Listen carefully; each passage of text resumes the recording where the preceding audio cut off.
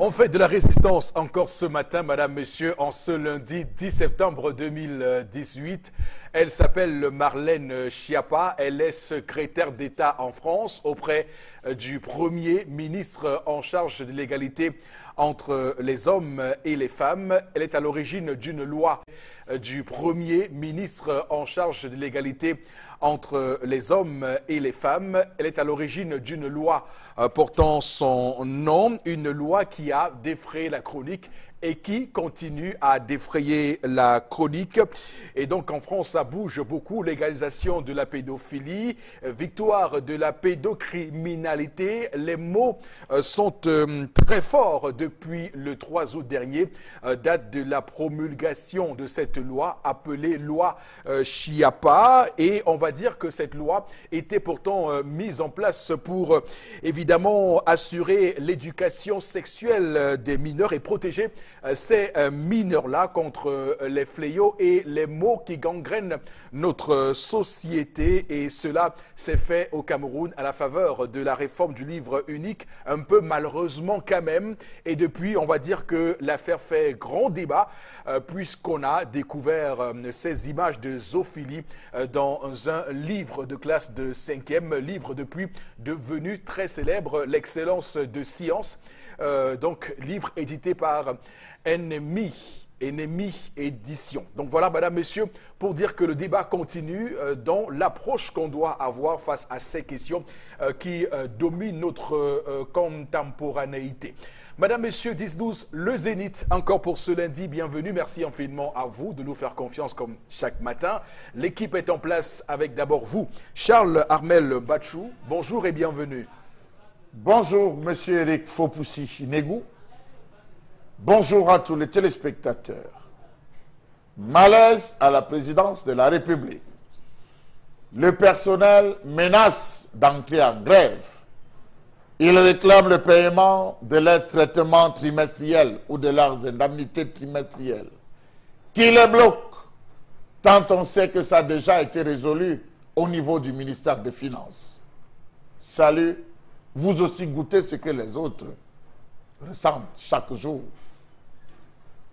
C'est extrêmement compliqué lorsque on entend des informations qui viennent d'un lieu aussi haut placé de la République. On a presque envie de dire que le pays est en train de s'enfuir, de se laisser engloutir par les abîmes. Également sur le plateau ce matin du 10-12, le Zénith, madame, messieurs, Florazé, bonjour et bienvenue. Bonjour Eric Fopoussi, bonjour à vous sur le plateau, bonjour à nos chers téléspectateurs.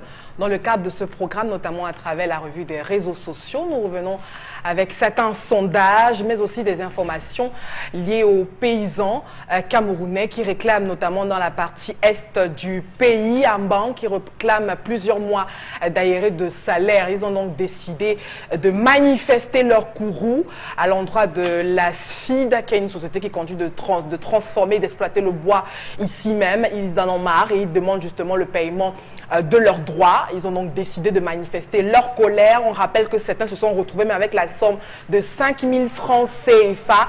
Voilà donc ce qui a poussé certains à manifester leur escalade de colère durant ce week-end. On y reviendra parce qu'il y a eu pas mal d'internautes qui se sont insurgés face à cette insulte et pas mal d'autres informations en complément. Donc chaque fois qu'on évoque un sujet sur la table du Zénith, on pense et plus souvent à tort que nous sommes des bavardologues et pourtant il y a des problèmes qui touchent ce pays profondément, ces personnes qui sont exploitées par ces firmes internationales qui viennent puiser au Cameroun les richesses et laisser sur le carreau des Camerounais qui subissent cette pauvreté ambiante. Donc on se fera les porte-voix, les porte-voix à la manière d'un Aimé Césaire, être les voix des sans-voix ce matin dans ce programme. Ce sera 11h06 avec Florazé, bien au rendez-vous. Évidemment sur le plateau ce matin, bon Bengan, bonjour et bienvenue. Bonjour monsieur Fopoussi-Négou.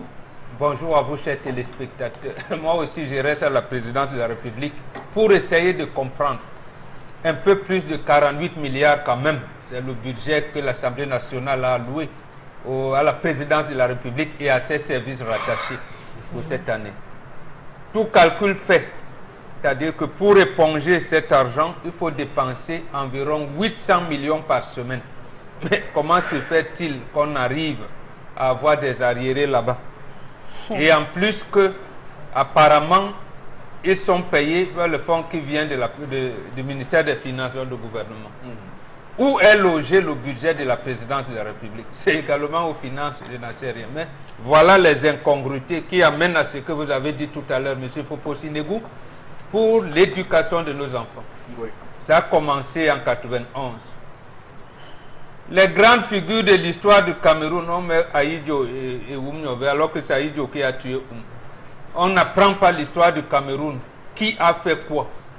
Aujourd'hui, on pense qu'on peut enseigner le sexe à l'enfant à tous les âges. Voilà dans quel cercle vicieux vous êtes. Et vous, les intellectuels, vous vous versez dans des démonstrations alambiquées pour expliquer une société de jouissance permanente.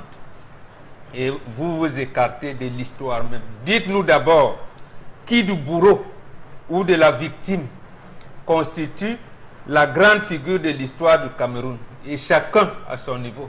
Là, on va continuer à comprendre le reste. Merci. C'est clair qu'on doit solder ce contentieux historique Absolument. au Cameroun Absolument. pour avancer. Sinon, Oui. vous allez vous retrouver demain. D'accord. Paul Biya, le choix du peuple. Et alors, vous disiez, qu'est-ce que vous allez expliquer à vos enfants? De quel peuple on parle? Voilà, et on va lui apprendre tous les jours. Absolument. Merci beaucoup à vous, madame, messieurs, de nous rejoindre sur la télévision numéro 1 et de Louan. On va tout de suite lancer la première articulation de l'émission de ce matin avec, évidemment, Tendance Cogne, la voyageuse, toute changée ce matin puisque la coiffure qu'elle aborde, elle est parée à l'africaine et on tient à le rappeler, le mentionner parce que c'est cela qu'on veut dans cette Afrique qui doit retrouver son honneur et surtout son authenticité. Donc bonjour et bienvenue. Tendance. Bonjour Eric, ma coiffure ne me convient même pas.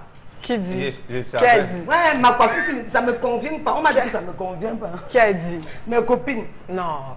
Dieu, C'est faux. on a eu C'est ce faux. problème le week-end. C'est la commande de mon beau-fils. Oui. Comme elle est née têtue, j'ai commencé à lui dire que non, pas peut-être. Comme mon beau-fils a dit que tu chantes. J'ai les tu mon chantes. vieux. Et, non, vieux. mais laisse le regard des autres. Oh, et j'aime la calvitie. Mon beau-fils a commandé, je lui ai dit de faire. Sinon, je ne suis plus son père. Elle a fait. Donc, laisse le fond des autres.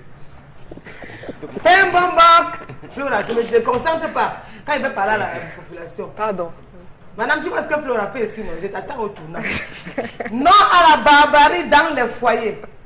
Le niveau élevé, Eric. Non à la violence faite aux femmes. Oui, c'est vrai. Un voisin qui a giflé sa femme devant moi ce matin, puisqu'il n'a même pas eu pitié qu'il pouvait parler de ça aujourd'hui à l'antenne. Le gars a donné 2 claps, Flora. Tout ça à cause de quoi? Suivez mon regard. Non, il fallait Il dit dire que- une fois à cause de Hein? Laisse-moi écouter mon français, le père. Mon niveau de français maintenant, c'est grave. Le monsieur dit que vendredi, il a acheté 2 avioles d'œufs. Une barre de saucisson. Attends, c'est les barres de saucisson. Attends. Voilà, je voulais me dire une tranche. Maman, merci la main. Il a acheté les boîtes de sardines. Acheté les jambons pour le goûter des enfants. T'as Le vu? beurre et le chocolat. Pour tout le mois de décembre, c'est... Voilà, il dit qu'il a ravitaillé toute la maison. Comme c'est la rentrée scolaire. Et comme ça ne suffisait pas à son épouse, le matin, hier même d'abord, il a encore acheté le pain. Le matin, quand madame a donné le petit déjeuner aux enfants, elle a dit aux enfants, les enfants venaient dire au revoir papa. Elle dit que vous dites au revoir, est-ce qu'il a donné l'argent? Monsieur dit que c'est encore que l'argent que je vais donner. J'ai acheté tout, j'ai acheté le beurre, j'ai acheté le chocolat, le pain, tout ce que cela comportait. Je ne peux pas donner le goûter aux enfants et je mets encore l'argent de beignet au-dessus. Madame a dit que ok, mieux les enfants ne partent pas à l'école. Ça a créé tout un scandale, pain bonbon. Au point où monsieur lui a donné une claque que je suis un homme. C'est moi qui souffre pour ces enfants. Quand je te demande même de donner l'argent du pain aux enfants, tu dis que tu travailles quoi? Si les enfants ne partent pas à l'école aujourd'hui, tu vas voir ce qui va se passer tôt ou tard. Donc un couple qui est en danger. Monsieur dit qu'il ne peut pas lui donner le goûter et donner l'argent de baigner en même temps. Est-ce que c'est normal de faire le goûter aux enfants et redonner un peu d'argent que mettez en poche? Bref, on peut donner même 500 francs, 200 francs, ou encore, ça dépend. Est-ce que ce papa a raison ou encore madame a raison? S'il donne aussi l'argent de baigner, l'argent aux enfants et le goûter en même temps, quoi va faire? Je m'arrête là à la ligne. Je te passe la parole, Eric. Voilà, nous sommes au cœur du 10-12, le Zénith. Madame, Monsieur, un plaisir non dissimulé clairement de poser ce sujet sur la table ce matin pour bien se comprendre et bien mettre en place les arguments qui permettront de donner raison aux uns et aux autres dans cette histoire ce matin. Donc on parle de cet argent de beignet, l'argent de poche. On doit peut-être pouvoir faire la lumière entre ce qu'est l'argent de poche et l'argent de beignet pour qu'on se comprenne très bien.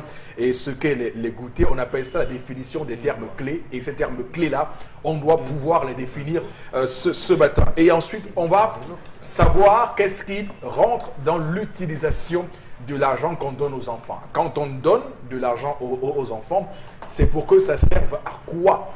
Une fois qu'on a élucidé, écarté cette question-là, du moins une fois qu'on a répondu à cette question, on saura maintenant pourquoi chacune des parties prend une certaine posture face à cette situation. Donc la maman et le papa qui estiment que l'argent est inutile pour l'enfant quand il va à l'école, et la maman qui estime, elle, pourtant qu'il peut y avoir des dépenses que l'enfant peut être amené à faire. Bon, Bengan, quel est le rôle de cet argent-là qu'on donne aux enfants? Pour qu'on comprenne pourquoi ça crée un nœud de problème dans ce couple. Mais tout le monde c'est une approche différente. Tout le monde sait. L'enfant va à l'école, il a quelque chose pour acheter, j'allais dire un bout de pain ou quoi à grignoter pendant la récréation. Et on ne l'envoie pas au marché. D'accord. Il amène l'argent sert à quoi à l'école? Rien du tout. Si vous avez votre sac garni, et surtout dans cette période, dans cet environnement que vous appelez aujourd'hui des journées continues. Oui. Donc, le père, la seule chose que je peux lui reprocher, c'est d'avoir giflé sa femme. Dans ces genres de choses, vous gardez votre calme. Vous savez également que la femme, elle aime l'argent. C'est-à-dire, même si elle-même dit que le goûter, les enfants, coûte 1000 francs. Vous lui donnez 2000 pour changer et vous ramenez 1000 francs. Elle va vous dire que même les 1000 francs en dessus avaient déjà un programme, alors qu'elle n'avait pas ça. Elle vous dit bien que le goûter, c'est 1000 francs. D'accord. Vous lui donnez 2000, elle ne vous rembourse pas. Donc, en fait, c'est elle qui fait problème dans ce sens que tout le contenu, je ne suis pas sûr que c'est l'homme qui a imaginé que l'enfant peut aller à l'école avec le pain garni de telle ou telle chose. C'est sûrement madame qui a dit ça, puisque nous, généralement, on n'a pas le temps. On s'est dit, l'année dernière, les enfants venaient avec les diarrhées. Il y a la nourriture qu'on prépare, parce que c'est elle-même qui va vous dire, mais la nourriture qu'on donne à l'école, là, mes enfants ne sont pas habitués à manger. Donc, elle fait donc son plan, monsieur apporte des choses à la maison, et elle s'en offusque. Pourquoi? Parce que ce n'est pas elle qui a acheté. C'est tout. Elle aime gérer l'argent. Je ne dis pas qu'elle détourne nécessairement, puisqu'elle ne peut pas détourner. Elle ne peut pas détourner son argent. Oui, c'est une question de gestion. Elle veut évaluer elle-même 2 alvéoles, 2 4 pains et tout ça, saucisson.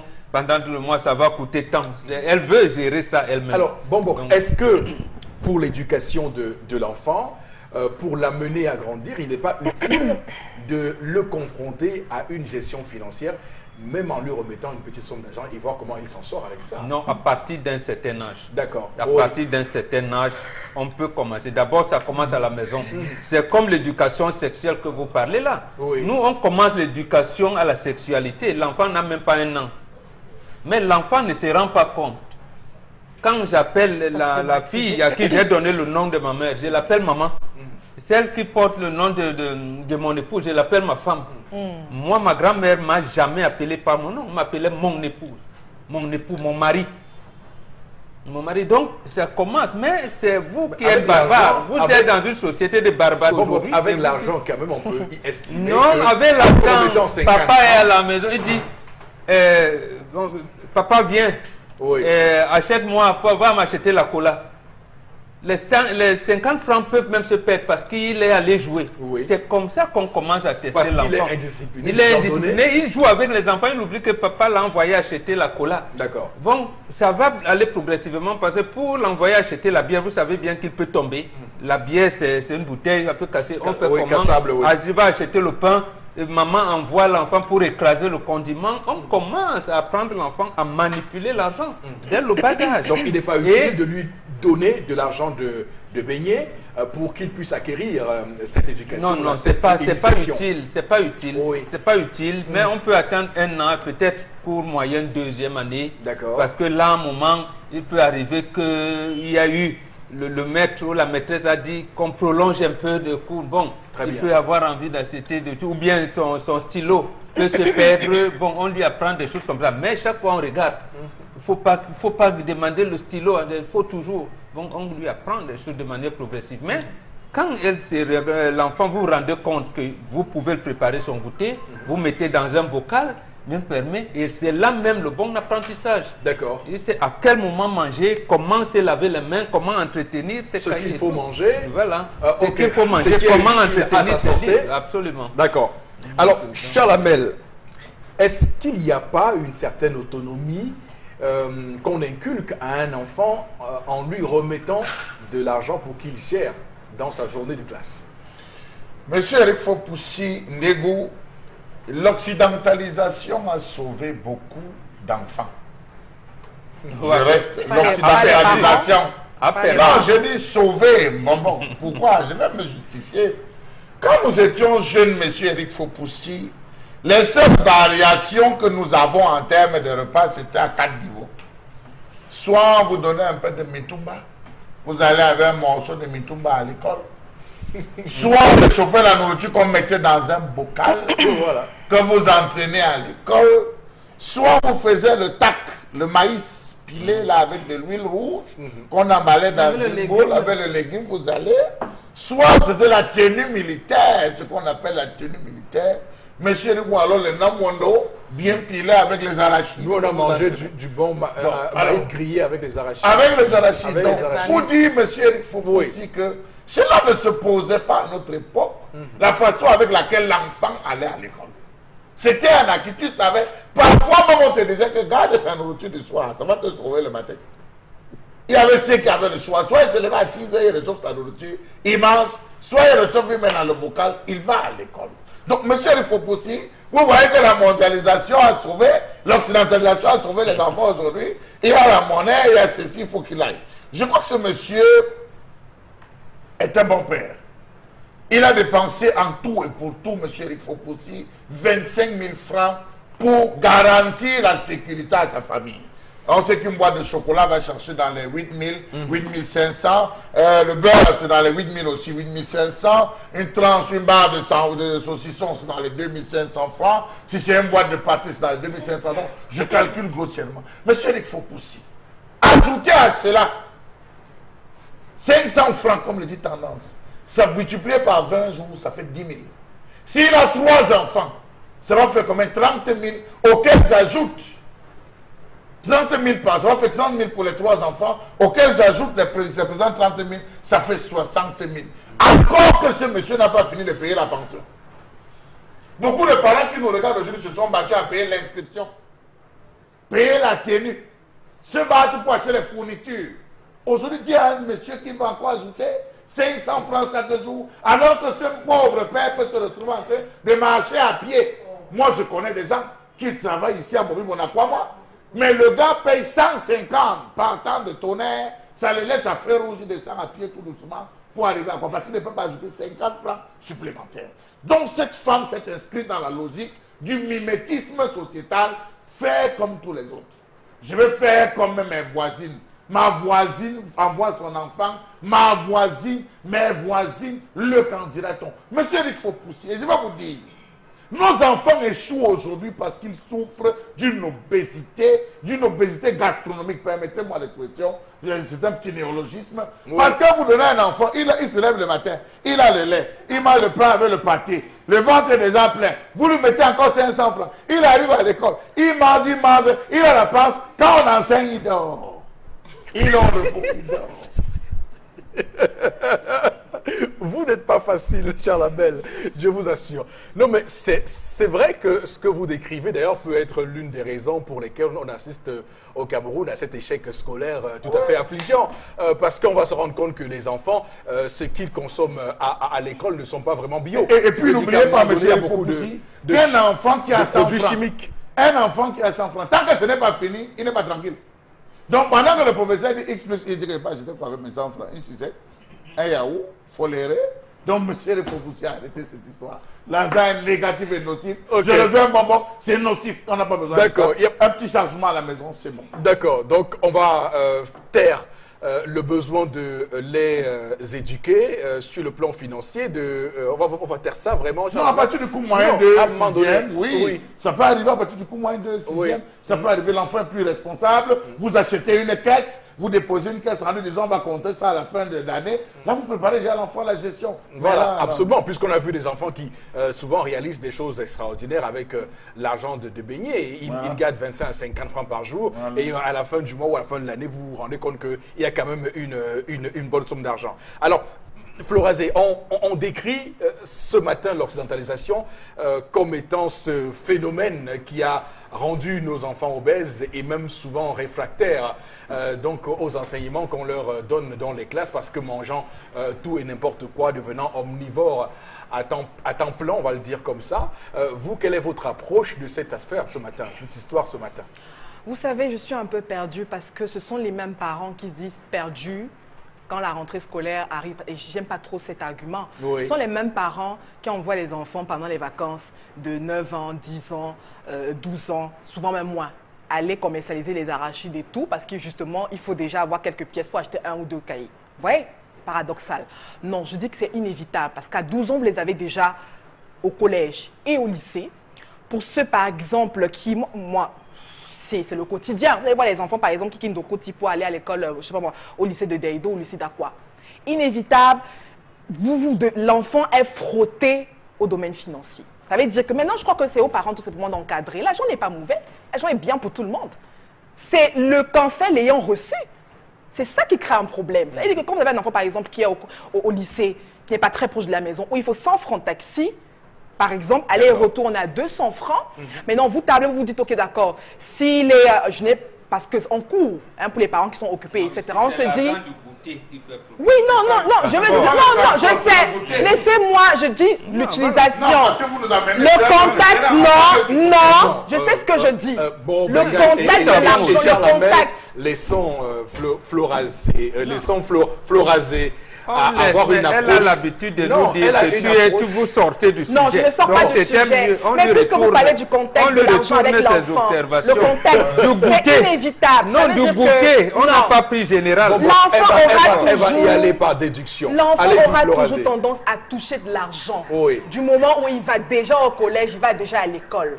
Maintenant, puisqu'on parle de goûter, moi-même personnellement, je dis toujours, on n'est pas toujours très sûr à 100% de ce qui est fait dans nos établissements scolaires en termes de repas, dans les cantines et autres. D'accord. Moi, je te trouvais parents personnellement. Moi, j'ai eu du goûter jusqu'en classe de terminale. J'ai pas eu d'argent de et autres. C'est-à-dire qu'on prenait son effet le goûter. Moi, je me suis accommodée avec. Et puis, c'est au supérieur que j'ai commencé à avoir de l'argent de poche et tout.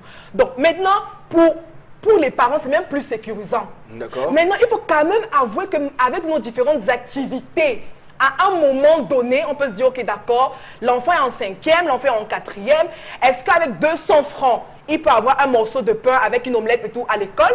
Est-ce que c'est possible? Oui. Aucun parent ne voudrait avoir son enfant malade et autres. Maintenant, je dis qu'il faut apprendre. À partir de 12 ans, je pense que l'enfant commence à être un tout petit peu éveillé pour être en contact avec l'argent, même si c'est pour le goûter. Alors, qu'est-ce qui est plus profitable du point de vue économique? Qu'est-ce qui est plus cher entre, par exemple, préparer les provisions pour l'enfant chaque matin, dans son goûter chaque matin, ou lui remettre l'argent de goûter tous les jours? Qu'est-ce qui est plus ça avantageux dépend. du point de vue économique? Ce qui est avantageux, c'est de faire soi-même son petit goûter à la maison. C'est-à-dire que maman réalise, parce qu'elle a déjà tablé, par exemple. Et il faut rappeler que maintenant, ça coûte un peu plus cher pour la bourse de monsieur. Parce qu'on a la ration alimentaire, c'est-à-dire que fait le repas pour tout le monde à la maison, et on va défalquer une certaine somme maintenant pour le goûter des enfants, et peut-être pour le petit déjeuner et autres. Vous voyez que maintenant, ça pèse. Donc, pratiquement, on revient à la même chose. Maintenant, il y en a qui ont des petits déjeuners goûtés un peu plus fournis. Charles Amel a parlé des bâtons de manioc et autres. Bref, on a tous vécu avec. À ce moment, par quoi? Non. Il n'a pas tort, madame n'a pas tort. Mais non, je dis qu'il n'a pas tort, madame n'a pas tort. Je crois qu'il faut jouer, il faut aller dans le juste milieu. Je ne sais pas où les enfants vont à l'école. Si monsieur a peur que les enfants touchent très tôt à l'argent et tout, je ne sais pas dans quel établissement ils vont. Mais non, madame, est-ce qu'elle fait des activités, monsieur, etc. et tout. Ce n'est pas toujours mauvais. Au contraire, pour responsabiliser beaucoup plus ces enfants à un certain âge, c'est important de les mettre devant un fait accompli. Et maintenant, les apprendre à compter, à économiser, à avoir des caisses et autres. Maintenant, hormis le goûter, l'enfant sera toujours à même de manipuler les frais D'accord, français. très bien. Alors, j'ai une question pour Charles Amel tout à l'heure, après que Tendance aura parlé, parce que Charles, j'ai une question pour vous tout à l'heure. Alors, Tendance, non pas maintenant, je veux dire tout à l'heure. Alors, Tendance, qu'est-ce que tu penses de l'attitude de cette dame? Vraiment, parce que j'ai envie d'entendre sur ce que tu penses de ce qu'elle a fait et de son comportement. Non, ce qu'elle a fait n'est pas mauvais. Oui, ce qu'elle a fait n'est pas mauvais. C'est-à-dire? C'est-à-dire, il faut faire plaisir à nos enfants. Tu peux faire le goûter à l'enfant, tu lui donnes l'argent, même 200 francs, même 100 francs. Mais à quoi ça va servir? Non, ça va servir à l'enfant peut-être à ne pas le commander les choses de ses amis à l'école. Il a déjà le goûter. Non, nos enfants ont le gros cœur. Il a le goûter, mais à l'école, quand son ami va acheter le yaourt ou le foléré, il va aussi chercher à demander le foléré. Maintenant, pour ne pas rendre mes enfants malheureux quand je vis, oui, il y a les enfants qui deviennent malheureux à l'école. Oui. Pourtant, ils sont bien. Un homme te dit non, je ne peux pas donner l'argent de baigner aux enfants, donner en même temps le boutonnet. Non, non, non, enlève ça de ta tête, mon père. Toi-même, tu bois combien de bières par jour? Vous n'avez pas les petites. Vous avez combien de petites par jour? Là, quand vous partez de nos petites, la prenez ça, vous donnez le sourire à vos enfants. Je ne vais pas m'accoucher l'enfant, je le rends malheureux avant son jour. Du moment où je vis, mon enfant doit être à l'aise jusqu'à la dernière énergie. Je fais son goûter, je lui donne l'argent. À quel moment apprendras-tu que la vie est dure? Est-ce que je ne donne pas les milliards ni les millions, hein, Eric? Quand je te dis, je dis que ouais, bébé. Tu dis mettre à l'aise. Justement, il faut avoir des moments où tu dis à l'enfant que la vie est compliquée. Non, l'enfant doit savoir que maman est là, maman est sensible, maman veut sa réussite, maman l'aime énormément. Ce n'est pas aux gens que l'enfant va manger le goûter, arriver à l'école, ouvrir sa bouche, regarder les autres amis que ouais, maman ne m'aime pas, maman ne me fait pas ci. Non, non, non, non, non. Il s'agit de nos enfants. Il y a les femmes ailleurs qui aiment les enfants, qu'elles vont même donner tous les jours, matin, midi, soir, ce que les enfants vont manger, elles ne parviennent pas. D'accord. Donc, du moment où Dieu vous donne la force d'accoucher les enfants, il ne faut pas les stresser, il ne faut pas les déstabiliser. Bon, il faut leur donner le sourire. Dis alors à ta copine de ne plus demander à son mari d'acheter le goûter. Si on n'a pas l'argent, comment? Que cet argent de goûter, là, on convertit ça à l'argent, on donne à l'enfant. Puisqu'il faut... Charles Amel, oui, mieux il donne l'argent. Ma question... Pourquoi c'est même lui qui doit avoir acheté les œufs? Attention. C'est là le problème. Oui. Tu sens que c'est un homme qui n'aime pas sa femme. Non, le problème c'est là. Il ne me respecte pas. Monsieur, faut je suis là, c'est moi qui connais ce que les enfants mangent. Ce n'est pas parce que l'enfant va avec l'argent ou à l'école. C'est pourquoi monsieur a acheté. Regarde un peu, tu vois un homme, tu as en face de toi un homme qui est un peu... qui a le gros cœur, un homme qui est dur. Je ne vais pas être là, c'est toi qui achètes les alvéoles de fou les enfants, le beurre, le chocolat. Quand j'achète, je connais comment je fais mes économies. Voilà. Je connais comment je fais mon classement. Je connais comment je fonctionne. Ne pas acheter une boîte de lait. Oui, tu as acheté le beurre. Si demain le beurre finit, il achète. Il va toi lâcher. Si mes copines sont au courant de ça, elles vont comprendre que dans mon foyer, je n'ai pas parole. Elles vont savoir que dans mon foyer, c'est mon mari qui me commande. Mais c'est normal. Alors que ça ne doit pas se passer comme ça. Donne-moi l'argent de goûter de mes enfants. J'achète le lait que je veux. Ok. Tu connais même d'abord la différence entre les beurres qui sont bien et les beurres qui ne sont pas bien. Donc tu me connais. Tu connais si ce n'était pas les sardines périmées ou pas. Ok, d'accord. Tendance. On va pas dire que les hommes ne sont pas non plus des Des Tu vas me quiches, dire les ils savent au moins ce qui est bon ou pas bon. Une maman, non, qu'elle pour mâcher, parce que la viande, le matin, elle fait la viande à Je reviens à toi, je reviens à toi. Alors, Charles, ma question pour vous, c'est comment on peut résoudre le mimétisme dont vous parlez tout à l'heure sur la question de moi j'ai la plus grosse et moi j'ai la plus petite. On peut voir souvent à l'école comment les enfants se vantent d'avoir un nombre, le montant de du goûter est le plus souvent élevé pour tel ou tel enfant. Du moins, comment on gère cette différence de classe sociale et de niveau de vie dans les écoles. Et peut-être que cette question du goûter résout en partie ce problème-là. Je dirais à toutes les femmes de ne pas écouter ce que Tendance a dit. Ah bon? C'est très dangereux. Je défends mes droits en tant que femme. Tendance a dit est très dangereux. En tant que femme, ça Cher monsieur, si vous pouvez payer... Répondez à ma question. Je vais répondre. Non, répondez à la question si vous ferez votre plaidoyer. Je vais répondre. Répondez avant et puis vous ferez votre Si plaidoyer après. vous pouvez payer... C'est pas ton rôle, Si Chalamel. vous pouvez payer vos chocolats, payez. C'est pas ton rôle. Laissez les affaires. Que ça entre ici, ça soit la C'est le rôle de la femme. Parce que lorsque vous offrez même une chaussure à la femme, elle va vous dire que c'est bien, mais c'est pas la couleur que j'ai choisie. Donc, ça va toujours vous mettre sur le problème. Donc, vous dites, monsieur, je termine pour dire, monsieur Félix Fopoussi, que comment les parents résolvaient cela? Très simplement, moi, à la place de ce monsieur, je ne donne même plus 5 francs ni à la femme ni à l'enfant. Je vais à l'école. Je sais, dans toutes les écoles, il y a des cantines. Je vais à la cantine, je cherche une femme, je demande à l'enfant où est-ce que tu as l'habitude de manger. Il me dit, tu aimerais manger souvent quoi? Il me dit, je répartis en lui disant, aujourd'hui tu prends chez tel, demain tu prends. Je dépose d'ailleurs chez ces femmes. Et l'affaire est classée.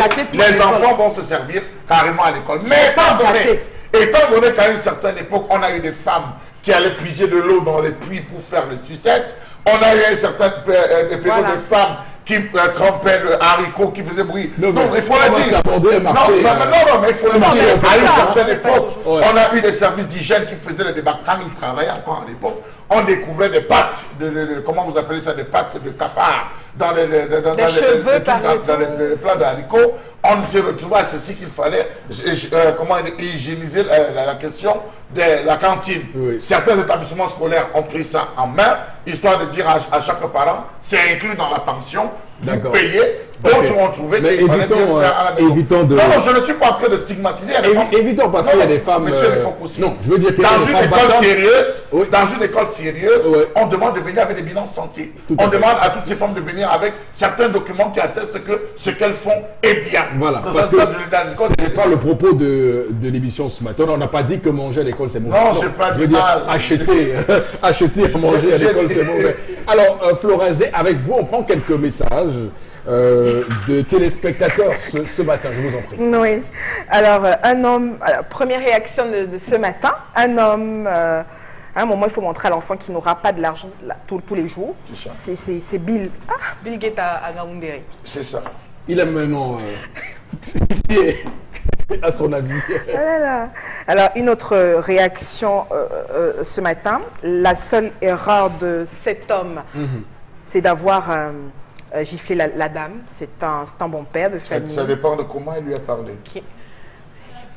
Il a bien fait, ça dépend de comment il lui a parlé. Aucune. Hein. Ça dépend de comment il lui a parlé. Rien ne justifie qu'on batte sur la femme. Ça dépend de comment...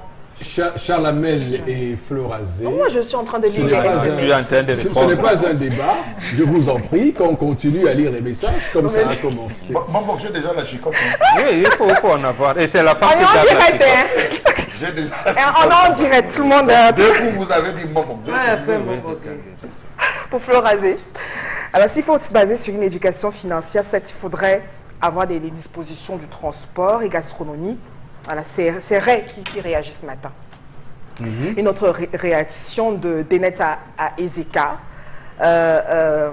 Il faut pas exagérer aussi. Enfin, bon. Il ne faut pas exagérer aussi. Voilà. Enfin, il se base sur certains... Oui, attends. S'il faut se baser sur... Voilà, alors, je vais prendre un autre... Je rappelle qu'il y en a tellement. Alors, une belle, il faut faire par... Vous semblez censurer tous les messages que vous ouvrez ce matin, Florazé. Je pense que l'homme a joué le rôle de la femme, qui est le ministre de l'Intérieur. En achetant certaines choses, c'est mieux de faire le goûter à la maison. Tout dépend de l'âge. Et dès le CE1, on peut donner de temps à autre 50 francs pour un biscuit. Ici, le problème, c'est que la dame ne travaille pas. Sinon, c'est aussi à elle d'acheter le pain aux enfants.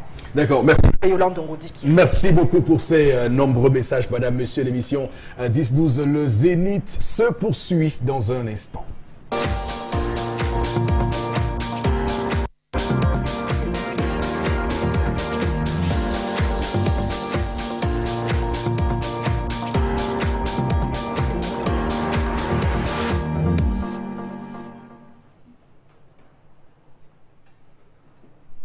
Je m'interroge ce jour sur la question du changement dans ce pays. Pourra-t-on changer un jour l'ensemble de nos actions et de nos mentalités? Question. Pourquoi est-ce qu'on doit passer par un changement véritable dans ce pays? On doit passer par un changement véritable parce qu'il n'y a aucune perspective de sortir le Cameroun de la maladie mortelle qui couvre en utilisant les ressources humaines et matérielles que le système anachronique actuel peut mobiliser. On doit passer par un changement véritable parce que la pourriture du Cameroun est développée par les injustices économiques, sociales, ethniques et politiques dont les insuffisances résultantes hantent maintenant nos vies quotidiennes. Regardez la façon avec laquelle le tribalisme se déploie dans notre société.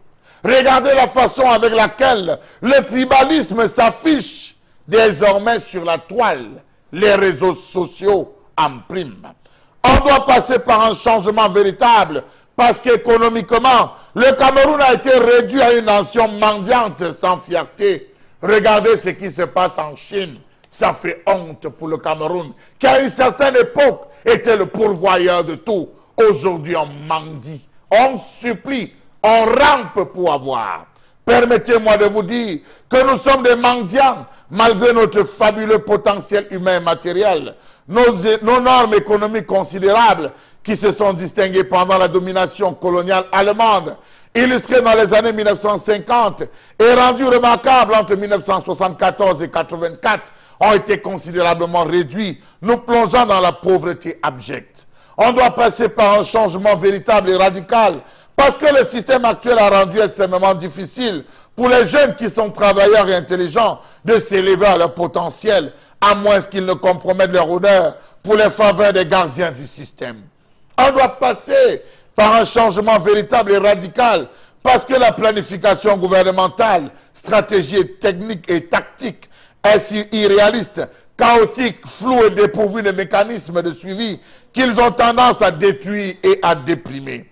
On doit passer par un changement véritable et radical parce qu'il y a une discrimination flagrante des fonctionnaires aux échelons supérieurs du système qui enlisent les affaires et les efforts constructifs des masses qui luttent dans leur vie quotidienne parce qu'ils sont de la pensée politique opposée, du groupe ethnique ou de la tribu indésirable, de la croyance religieuse différente, du groupement social détesté ou de la région menaçante ou de l'entité linguistique stéréotypée. On doit passer par un changement véritable parce que nos ressources matérielles sont exploitées de façon irrationnelle et arbitraire, sans un développement effectif de la terre et sans l'amélioration de la vie des Camerounais. On doit passer par un changement véritable parce que malgré les vastes ressources agricoles, minérales, énergétiques et autres ressources naturelles du Cameroun, nous n'avons pas réussi à construire la base d'une nation industrielle de sorte que les produits primaires soient les seules choses que nous exportons aujourd'hui. On doit passer par un changement véritable parce que la classe politique et commerciale pro-française et ses collaborateurs sont seuls responsables de ce viol de la nation camerounaise. On doit passer par un changement véritable parce que jusqu'à présent, les perspectives d'une reprise économique demeurent nulles car le système anachronique ne veut pas relâcher le contrôle mis en place par ses seigneurs. On doit passer par un changement véritable parce que l'éducation, qui était censée être le droit de chaque enfant, a été reléguée au point d'être abandonnée par le régime et le système anachronique que la mère patrie a imposé. C'est pourquoi aujourd'hui, la majorité de nos enfants sont peu éduqués dans un système scolaire qui n'est pas orienté vers le développement et le professionnalisme rationnel. On doit passer un changement véritable Parce que notre système d'éducation est en retard sur l'infrastructure, l'équipement, les connaissances, les compétences et l'expérience. On doit passer à un changement véritable parce que le coût de l'éducation d'un enfant est élevé ou s'est élevé bien au-dessus des moyens du Camerounais moyen en raison de l'attitude nonchalante du gouvernement envers l'octroi des subventions aux écoles. Aujourd'hui, les livres et autres manuels didactiques sont rares, indisponibles ou très chers. On doit passer par un changement véritable parce que les contenus ou les modules sont en train ou sont en voie de pervertir véritablement l'enfant. Où est passé le Mamadou et Bineta? Pourquoi ne pas le réactualiser? On doit passer par un changement véritable parce que à ce jour, le Cameroun rampe sous le poids des dons et subventions de la Banque mondiale avec les orientations qui sont les leurs. On doit passer par un changement véritable parce qu'à ce jour, la grande majorité des Camerounais vivent toujours dans la saleté et dans la misère. De bons logements, des installations médicales disponibles et d'autres infrastructures sociales sont rares et a été relégué au bas de la liste des priorités du gouvernement. On doit passer par un changement véritable parce que les nécessités fondamentales comme l'eau et l'électricité sont insuffisamment fournies malgré nos vastes potentiels dans ces ressources. Monsieur Eric Fopoussi Négou, on doit finalement passer par un changement véritable parce que le peuple camerounais, autrefois noble, est contraint de vivre aux côtés des dépotoirs non traités, des rats géants, des moustiques mutants, des cafards et d'autres vermines. La colère de Charles Hamel ce matin, c'est une chronique quotidienne, une peinture de la société sous le pinceau de M. Bachou à travers une colère qui reste toujours vive parce que le Cameroun est un grand chantier.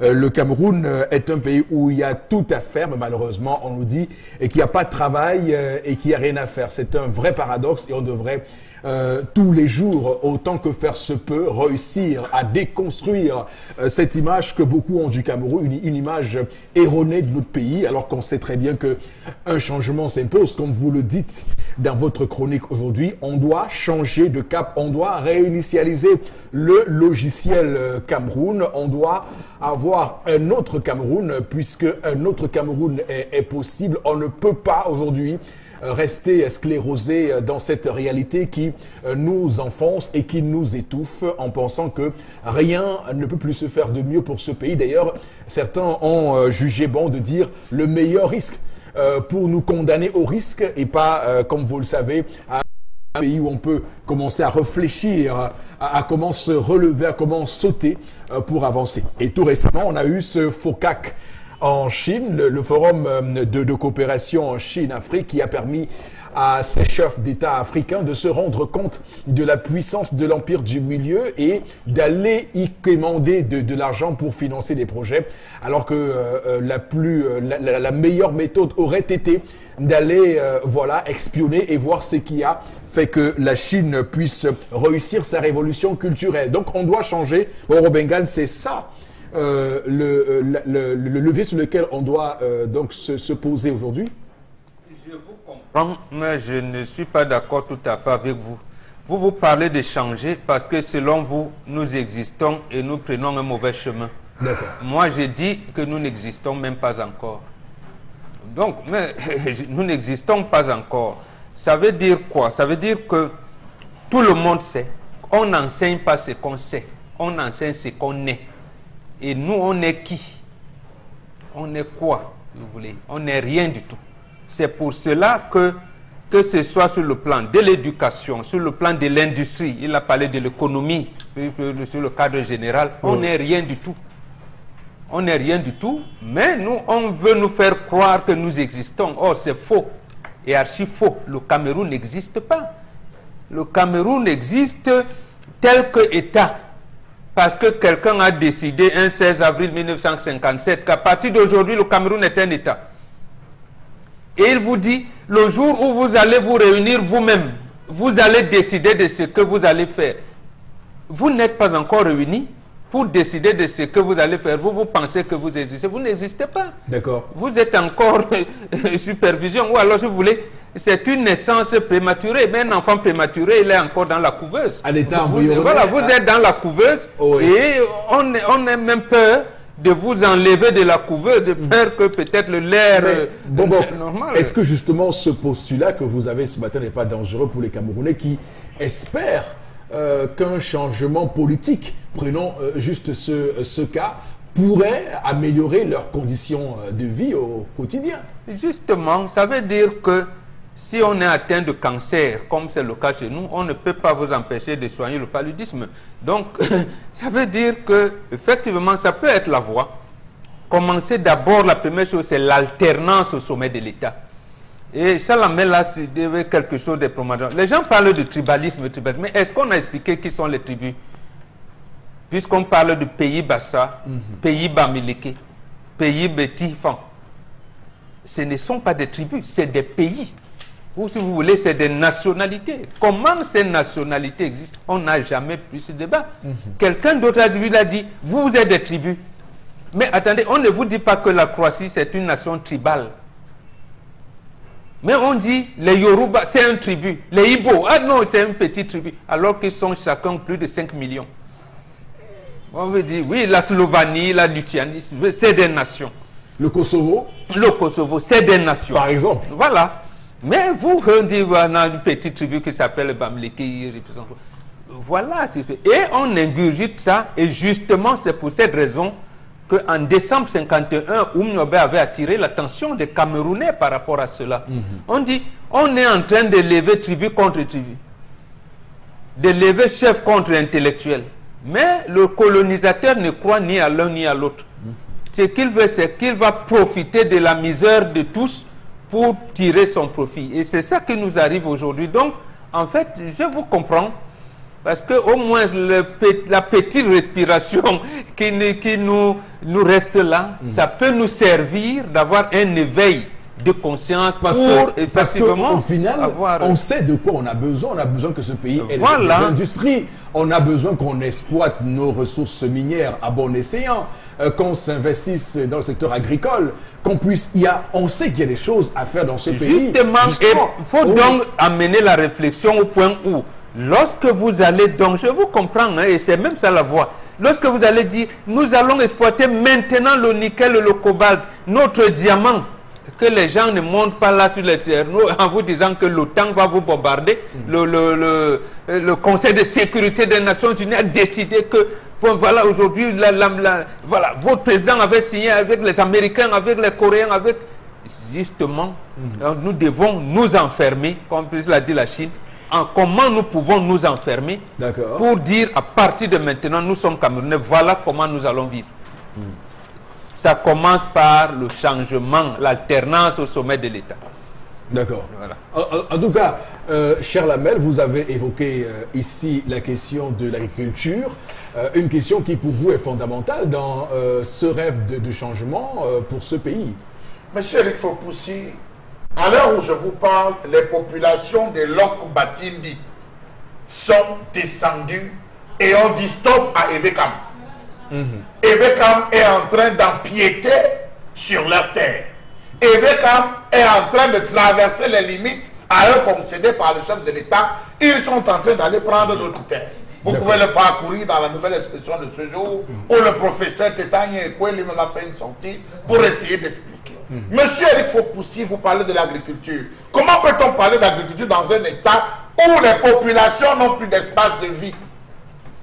Attends, monsieur Tétanye, professeur, il explique quoi? Que les Lobati doivent laisser ou bien... Non, le droit des peuples, il défend le droit justement des peuples sur la question. Donc, monsieur Eric Fopoussi, la situation a pris une telle proportion qu'à ce jour, ne parlez plus d'agriculture. On vous a dit que dans le Dja, on a donné 100 000 hectares aux Thaïlandais pour faire les VA. Allez voir ce qui se passe de ce côté. On en parlait ici vendredi. Absolument. Que les populations, même les bacs, même les bottes, les populations n'ont pas. Pourquoi est-ce qu'on va demander aux populations, aux jeunes d'aller, la terre ne trompe pas. C'est pour cultiver quoi, 1000 mètres carrés? C'est pour cultiver quoi, 1 hectare? Alors on brade les terres qu'on donne à d'autres personnes. Monsieur Eric Fopoussi, je reste dans la même lancée que Mbombok Bengat. Regardez la façon avec laquelle il y a une rupture dans les valeurs familiales. Regardez. Tendance nous dit ici tous les jours que vous avez parce que votre petit frère a de l'argent, c'est lui qui devient le chef de famille. Les valeurs ont disparu. C'est celui qui a l'argent qui donne tout le monde dans la famille, qui donne l'orientation de la famille. Pourtant, c'est un abruti. Aujourd'hui, regardez la façon avec laquelle les villages vivent au rythme des intellectuels. C'est l'élite. Non, non, c'est une élite. L'élite qui arrive et qui dit que non, vous savez que comme on m'a nommé là, c'est une chance même pour nous. Tu sais, pour les autres nous regardent. Pendant ce temps, elle est en train de s'enrichir. Monsieur Eric Fopoussi, regardez l'augmentation du taux de prostitution. Aujourd'hui, dans la rue, vous ne savez faire la différence entre une femme mariée et une femme célibataire. Encore qu'aujourd'hui, toutes les femmes mariées cachent leur alliance désormais avec d'autres marques. Elles superposent, monsieur Eric Fopoussi, parce qu'elles veulent vivre. Elles aussi aspirent. Elles sont obligées de se confronter, de se compromettre. Ça, il faut le préciser. Monsieur Eric Fopoussi, voyez l'ivresse, l'abus de drogue, la délinquance juvénile, c'est la conséquence de quoi? Absence des lieux de loisirs, absence des salles de cinéma, absence des moyens de distraction. Regardez toutes les universités, regardez la façon avec laquelle les jeux de hasard sont entrés au Cameroun. Regardez comment ils pénètrent. C'est à peine si devant chaque balcon, on ne retrouvera pas un jeu pour dire désormais jouer en famille. On vient seulement collecter, jouer en famille. C'est grave et c'est aberrant. Regardez la montée de la criminalité. Vous avez vécu ce qui s'est passé dans le sud-ouest. Regardez ce qu'on vit. Regardez ce qu'on vit aujourd'hui dans le Cameroun. Avec tous ces collègues, monsieur Fopoussi, on doit passer par un changement. Il est temps qu'on procède à l'inventaire du patrimoine national et qu'on dise voici ce que nous avons, voici ce que nous entendons faire, et que le peuple, comme Bambok l'a dit, en une assemblée, le peuple décide de différentes orientations. Donc nous devons passer par un changement. Oui, et le changement d'ailleurs, c'est ça le nœud du problème. Comment doit-on transformer et traduire ce changement en acte? Et lorsqu'on voit l'imminence d'une élection présidentielle comme celle du 7 octobre prochain, on ne peut ne pas avoir les yeux rivés vers elle. Mais monsieur Fopoussi, rendez-vous compte que nos dirigeants sont dotés d'un égocentrisme méphistophélien. Un égocentrisme. C'est-à-dire, dès qu'on nomme un individu, tout ce qu'il veut, c'est pour lui. Il ne pense pas à la nation. Il ne regarde que ses intérêts, ses intérêts, ses intérêts et ses intérêts. Parcourez les villages, monsieur Eric Fopoussi. Regardez les plus belles maisons. On va dire c'était tel ministre. C'était tel ministre, il était directeur, il était ceci. Chez lui, dans sa concession, il a un groupe électrogène 17 kVA, 24 kVA. Dès qu'on coupe le courant partout, parfois le village a 3 jours dans le noir, sa maison est éclairée. Mais lorsqu'il arrive, on dit que l'élite de notre village est arrivée. Allez l'accueillir, les gens se mettent en rang. Regardez dans les communautés, lorsque vous discutez avec les gens, on dit quand même chez nous on a 4 ministres. Chez nous, on a 5 ministres. Et je crois que c'est le langage que Mbamba Kanté décrit en disant aujourd'hui, arrêtez de vous vanter avec les noms des gens. On doit passer à un changement, monsieur Fopoussi. Chaque commune, chaque arrondissement, chaque département a une richesse. Il faudrait qu'on passe par là pour permettre à tous de pouvoir développer les richesses et de pouvoir atteindre le développement. Chacun veut manger. Le vivre ensemble, il y a. D'accord. Mais c'est le manger ensemble qu'il n'y a pas. D'accord. Donc l'agriculture qui est un chemin qu'on devrait défricher, permettez-moi d'ailleurs d'utiliser un terme très agronomique pour parler de défrichage, de cette défricher pour que tous les Camerounais, le Camerounais moyen puisse avoir accès à la terre. C'est ça la question. Mais on doit pouvoir faire comme aux États-Unis, comme en Afrique du Sud, au Zimbabwe. Chalabel, à un moment donné, le changement demande du courage. S'il n'y a pas de courage, il n'y a pas de changement. Il faut être sûr qu'on puisse avoir la force d'aller arracher cette terre-là aux multinationales et leur dire, alors monsieur, vous en prie, foutez le camp de chez nous. Donc, Florence, quelle est votre approche de cette question du changement? La même que vous, Eric Fopoussi. Puis, bon, qu'à soit l'habitude de dire il nous faut des dirigeants fous, des politiques fous, des personnes folles. Puis, quand on parle de changement, il y a également la protestation, il y a les revendications. Peut-être pas par les armes et tout. C'est-à-dire que les mouvements de colère que nous avons de plus en plus depuis 2 ans déjà, c'est-à-dire que participent du courroux des populations qui en ont marre. Et je rappelle qu'il y a une grève dès aujourd'hui au Niger à Niamey. Alors, pourquoi ils se plaignent? Ils se plaignent contre la loi de finances 2018. Ils estiment que ce n'est pas une bonne loi de finances. Ils estiment aussi que les richesses du pays sont exploitées par les multinationales. Ils demandent qu'elles quittent le Niger. Donc, elles manifestent aujourd'hui pour ça au Niger. Alors, vous allez voir. La population du Niger. Mais dans tout le pays au Niger, le pays est complètement... On a l'impression que la question du changement ne devrait qu'être abordée par certaines personnes, pas une certaine caste de personnes. Mais non, au-delà d'être intellectuels, ce sont les paysans. C'est le bas peuple en fait. Allez dans les zones reculées justement où nos ressources sont exploitées. Là, ici dernièrement justement on prenait des exemples de la ressource qui est exploitée et justement qui ne permet pas aux populations de s'enrichir ou alors d'avoir, c'est-à-dire des conditions de bien-être. C'est-à-dire qu'on vient exploiter du bois et vous avez la population qui est autour, qui transforme, qui travaille dans les différentes séries et autres, qui n'arrive déjà pas à avoir de très belles maisons déjà confectionnées à base de cette matière première. Non, je viens pour dire que les populations subissent. Et en marre, c'est vrai que certaines personnes ont peur du changement, même le peuple. Donc, il faut des hommes politiques pour donner du souffle au peuple, pour donner beaucoup plus de confiance. Parce qu'il y en a qui restent au moins 70%. Aller dans la rue, les Camerounais disent, on va faire comment le Cameroun, c'est le Cameroun. D'accord, ok. C'est ça, c'est le langage qui est perdu. Okay. Maintenant, merci, comment redonner confiance au peuple, de descendre à la rue, c'est-à-dire dans un ou un autre problème qui se présente, comment protester, comment revendiquer. Ça également, ce sont des notions qu'on aimerait avoir. D'accord, ok. Alors il faut aussi dire dans cette logique des mouvements de grève qu'il y a également un mouvement de grève aujourd'hui en Guinée-Conakry. Ce sont les enseignants qui réclament un minimum de 8 millions de francs CFA par mois de salaire de base.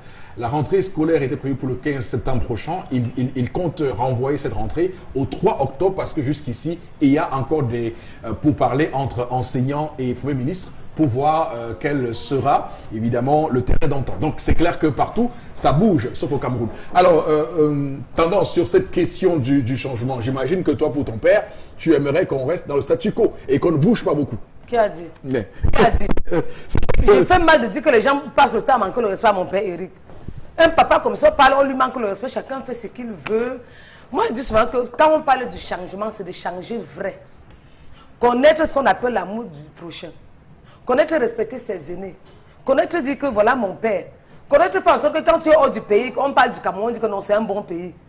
Pas que tu es hors du Cameroun, on te dit non, le Cameroun c'est un pays j'ai eu ça au Canada. C'est un blanc qui me dit, oh, tu es camerounaise, là-bas, il y a la guerre, la zone anglophone là, il y avait aussi la guerre à Bakassi. Je me suis senti frustré, Eric. Imagine un peu, un blanc qui connaît. C'est pour ça qu'il dit que changeons pour que les choses, pour qu'on parle aussi bien de notre pays ailleurs. Et rechanger encore même dans les familles. Ce que Charles même a dit, Charles, tu as raison. Aujourd'hui, tu vois un enfant dans la famille parce qu'il est riche, c'est lui qui prend les décisions et on applique. Le pauvre, l'agent a tout raison. Quand le pauvre parle, son avis ne compte pas. Quand tu veux parler, on a dit donc tu veux dire quoi de bon, mets tes fesses là-bas. Mais quand c'est celui qui est riche, donc même s'il ne dit rien de bon, on va se long. Donc arrêtez-moi ça. D'accord. Respecter, avoir l'amour du prochain, respecter ses supérieurs. Ok, c'était donc la colère de Charles Abel Mbachou ce matin sur la question du changement. Vous pourrez vous aussi, madame, monsieur, aller aussi défricher les pistes qui pourraient faire changer le Cameroun. A tout de suite pour la deuxième partie de l'émission sur Equinox Télévision. Donc sur le plateau du 10-12, le Zénith sur Equinox Télévision. Madame, messieurs, merci infiniment à vous de nous renouveler votre confiance comme vous le faites chaque matin entre 10h et 12h dans ce talk show qui vous permet de rentrer de plein pied dans les réalités du peuple camerounais qui suffoque parce que manquant les services sociaux de base, électricité, eau et tout ce qu'on peut imaginer comme besoins sociaux. Et on peut le dire aujourd'hui, cette émission se veut avant-gardiste et porte-parole, un porte-parole là de ces souffrances du peuple, puisqu'on ne peut pas rester silencieux avec autant de problèmes au quotidien. Donc on peut évidemment dire tout ce qu'on veut. C'est clair que ce qui est décrit sur ce plateau relève de la réalité. C'est des faits, pour parler un peu comme Émile Durkheim. En sociologie, les faits sont des choses et les choses sont par nature palpables, madame, monsieur. Donc pour cette deuxième partie, on va prendre Florazé pour, avec vous, lire quelques messages de téléspectateurs. Messages super sages en passant. Tout à fait, Eric Fopoussi. À Baham, faisant un clin d'œil à toute la population de ce côté où André écrit les agents domestiques qui travaillent dans les résidences des préfets et sous-préfets réclament 6 mois de salaire. Autre réaction ce matin, le changement. 56 mois de salaire. Voilà. Seulement 2 ans, Le change- 56 mois de salaire. On Comme est je à- ne sais On est pas. à Je ne sais pas. C'est quel ministère qui les paye? Plus, hein, Je ne sais pas. Il y en a qui sont agents décisionnaires, mais comme ils sont astreints à l'obligation de réserve, Oui. parce que c'est ils servent le commandement, ils vont rester comme ça. Non, mais c'est quand même extraordinaire de voir l'argent, la quantité d'argent qu'on dépense pour les frais de carburant. Et lorsqu'on compare cette opulence affligeante à cette souffrance de personnes qui font 55 mois sans salaire, on se demande est-ce que ces gens-là sortent de familles normales où il y a eu un père ou une mère qui les a portés 9 mois et qui sont nés par voie basse et qui ont poussé leur premier cri, qui ont grandi et qui, une fois grands, acceptent de voir leurs concitoyens souffrir comme ça. On se pose cette question. Est-ce que ces gens-là... Justement, vous êtes dans le cadre de la morale. Et au Cameroun, on a enlevé la morale à l'école. Ce n'est pas vous et moi. Oui. On a inscrit nos programmes scolaires dans le cadre de la mondialisation. Et vous allez entendre les gens vous dire nous sommes à la fin des idéologies. Oui. Or, la mondialisation, c'est une idéologie libérale qui a 10 points bien précis. Et les 10 points déclinés par Ronald Reagan et Margaret Thatcher ont été encadrés par John Williamson, qui était économiste en chef et vice-président de la Banque mondiale, a un contenu idéologique clair, c'est-à-dire promouvoir les écarts entre les citoyens d'un pays. D'accord. Les écarts, il faut creuser des écarts, c'est-à-dire avoir les riches et les pauvres. Donc, un administrateur civil, il vous fait comme hier, il vous dit le boy, vous venez et vous ne mangez que quand il a faim et s'il en reste. D'accord. Ne demandez pas le salaire, on peut vous donner quelque chose pour payer le transport. Avez-vous les enfants? Il aspire à être médecin, ingénieur? Non, enlevez ça de votre tête. Voilà ce qui nous est instruit. Vous n'avez pas le droit. D'accord. Donc il faut que les Camerounais le sachent que c'est cela la mondialisation et c'est ce que perpétuent nos élites. D'accord. Dans nos villages. Ou du moins, c'est cela l'orientation politique, sociale, économique. Absolument, des institutions de Bretton Woods. Absolument. Voilà, et qui est appliquée qui sont appliquées au Cameroun, ces orientations-là. Donc, ça rejoint ce que Chalamel a décliné ce matin. Il y a un vrai besoin de changement pour tous et pour chacun au final. Oui. Alors, Florazé. Voilà, une autre réaction ce matin. Le changement est un euphémisme dans la gangrène. A fait son lit, le changement est une utopie, tant ils ont fait du bien-être à leur propriété privée. Mais le changement sera une réalité parce que notre pays est et demeurera toujours à nous.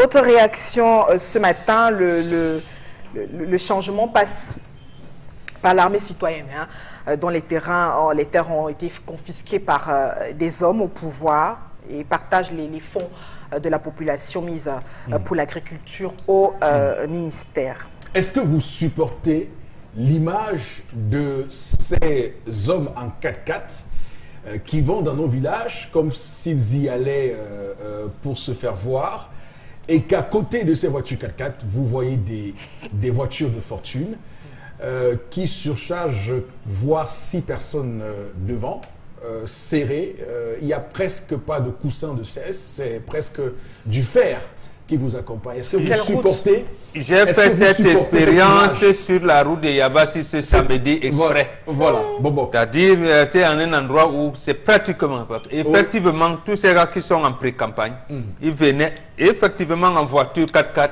Et nous autres, qui étions en neuf d'une voiture de 5 places, avec bagages et tout, ils vous éclaboussaient. Et c'est même le chauffeur qui vous disait non, laissons-les passer. J'ai dit barrons la route pour qu'ils restent. Il nous dit non, laissons-les passer. J'étais là, j'étais déguisé, j'étais absolument. Justement pour arriver. Et l'actuel maire de Yabassi, il est là, il nous écoute. Il dit que quelqu'un achetait le terrain là-bas, 1 hectare à 2500. Il a acheté plus de 1000. Plus de 1000 hectares, à lui tout seul. 1 hectare à 2500. Et donc, c'est à griller une larme lorsqu'on pense à la philosophie de vie de Thomas Sankara qui estimait qu'il préfère de l'eau pour tous que du champagne pour quelques-uns. Voilà. On est là en clair dans la négation de cette façon de faire. Et c'est ça au final. Oui. Monsieur Eric Fopoussi, je reste dans la même lignée que Mbok. Que Mbok encore. Je vous prends des zones précises. Vous avez la zone de Fanda. Fanda dans le nord Mao. Il y a des ministres là-bas, des directeurs. Vous descendez à Tongo, dans la zone de Tongo. Il y a plein de directeurs. Il y a même un secrétaire permanent pour les synergies africaines et tout là-bas. Vous abandonnez. Non, je vous dis, vous allez à Kombakwa. Je confirme ça. Vous allez à Kombakwa, vous allez à Moya, vous allez à Mbiam. Monsieur, il faut pousser la voiture, descend là-bas 1 à 2 fois par semaine. Et c'est des pick-up dont on a les lames. On a doublé, superposé les lames, monsieur. Oui. Je t'explique pour que vous compreniez. Non, mais... Celle que j'ai emprunté ce samedi n'avait même pas de là, avait les bois. Voilà. Parce qu'il y a des endroits, même au camp Yabashi, vous ne pouvez plus trouver les pièces. On a adapté ça avec le bois. Vous voyez un chef supérieur qui est agrippé derrière, sur la poutre. Tu dis majesté, dis tais-toi, ici là on doit sortir. Monsieur, tu es agrippé. Oui. Vous allez voter, dit que est-ce que parfois on demande un autre avis? Les 4 traversent à longueur de journée, monsieur, il faut poser. 4 climatisés. Oh, mais tu parles. Monsieur, non, c'est parce que la publicité nous a dit. J'allais vous citer des marques de véhicules qui rentrent de ce côté. Aujourd'hui, depuis qu'ils sont en campagne, les gars arrivent en disant que le chef de l'État nous a chargé. Je vous assure que ce qui est en train d'arriver pour Yabassi, pour notre zone, ça va changer. Des menteurs. Non, mais vous comprenez, et vous comprenez le degré de cynisme de nos dirigeants. On voit souvent ailleurs des gens qui font semblant, qui vont en campagne, mais qui font semblant d'être en immersion dans le quotidien. Ils essaient de faire un peu comme vous, ils prennent une voiture de fortune ou une voiture de 5 places sur 3, 9 places. Ils servent aussi comme vous. C'est démagogique, mais au moins ça prouve que on est soucieux de ce que vous pensez du pouvoir. Monsieur Eric Fopoussi, mais bon. 2 soins basiques. Vraiment dans tous les villages. Moi, je parle de l'Ouest, maintenant dans l'Ouest. Oui. Dans tous les villages que vous entrez. Posez la question à ces élites. Un forage, ça coûte combien un forage? Monsieur il faut si vous avez des maisons à l'Ouest, vous voyez, le monsieur a construit un château. Il éclaire jusqu'au portail, jusqu'aux alentours. Il traverse la barrière, c'est éclairé. Il a mis 2 lampadaires juste à côté de lui. Des voisins, ça dit s'ils crient la nuit, les premiers à le secourir, c'est les voisins d'à côté. Ils sont dans le noir, la lampe tempête. Monsieur El Fopoussi, oui, ce n'est pas lui qui est l'entreprise de distribution, mais il vient jouer à l'élite. Au moment de jouer à l'élite, ils sortent des grosses voitures, ils sortent des 4x4, ils sont les premiers. Et j'accuse même les médias, monsieur El Fopoussi. J'accuse aussi les médias. Il faudrait qu'à des moments, quand ces individus arrivent, ils nous sollicitent la presse, qu'on n'ouvre pas nos micros et qu'on ne présente pas nos caméras. Pour que ces personnes comprennent qu'ils ne sont rien, monsieur Le Fopoussi, que seul le peuple a la parole. Regardez nos routes. On va en campagne, regardez l'état des routes partout. Regardez l'état des routes. Vous allez voir, j'ai vu un monsieur hier, monsieur Le Fopoussi, je vous raconte une histoire vraie. J'ai vu un monsieur hier dans la zone de Bédi. De Bédi, toute la zone qui est cassée là, Bédi. Oui. Il est rentré dans un général Bédi. Oui, il est rentré dans un trou, monsieur le Fopoussi, où c'est le module, je ne sais pas, comme moi aussi je ne maîtrise pas toutes les voitures, où c'est la roue. Ça, la roue est sortie complètement. Il n'est pas sorti de son véhicule. Il a passé un coup de fil. 30 minutes plus tard, j'étais là. Un autre véhicule est venu garer. Il est descendu, il a fait le transfert, monsieur Eric Fopoussi. C'est les mécaniciens qui sont venus. Vous voyez jusqu'à quel point ça ne dérange pas les gens. Ils ne se plaignent pas. Oui, il est à l'aise, mais ça ne dérange pas que la route se retrouve. Vous avez des bensiquineurs qui sont obligés de rentrer dans l'eau. L'eau qui arrive parfois au niveau du bassin, au niveau du Rhin. Vous avez des mamans qui transportent l'enfant. Monsieur Eric Fopoussi, c'est grave. Il avait ses moyens. C'est grave, cher Label Bachot. Et on vous le concède ce matin, c'est extrêmement grave. C'est clair que dans un pays normal, on se serait d'ailleurs assis pour faire une conférence nationale pour redéfinir nos priorités et voir comment on va faire une redistribution des richesses, puisque c'est de ça qu'il s'agit, la redistribution des richesses. Où va l'argent du contribuable camerounais? Ça ne sert évidemment au final qu'à enrichir quelques-uns. Florazé, on va tout de suite avec vous prendre la revue des réseaux sociaux. Et bien, c'est la première édition de cette semaine qui va, j'imagine, je vous préviens, mesdames, messieurs, ça va être corsé. Très corsé, Eric Fopoussi, 3 informations pour cette journée. La toute prégnante, on parle de la crise anglophone. Et puis, notamment pour ce week-end, à l'entrée de Bamenda Coupé, on rappelle que les terroristes changent de méthode. Et maintenant, c'est à l'aide d'un engin, des travaux publics. Ils ont creusé une tranchée sur la route à la sortie de Bamenda avant de neutraliser également une cinquantaine, on le rappelle, de voitures, de bus, dont les autobus qu'ils ont détruits également à l'aide du dit engin. On rappelle que l'agence Amomezam est également plus ciblée dans cette attaque et puis certains individus de ce côté ont vécu ce moment comme un film d'horreur. Je rappelle 50 bus qui ont donc été visés et puis on rappelle aussi l'intervention prompte de l'armée. Et voilà donc la situation plutôt terrible qui s'est produite du côté de Bamenda, qui continue d'affecter les populations, une bonne partie qui se dirigeait vers d'autres régions du pays. Et également, on rappelle que le gouverneur de la région du Nord-Ouest, à travers un communiqué qui a également instauré une levée de couvre-feu à partir de 18h jusqu'à 6h du matin.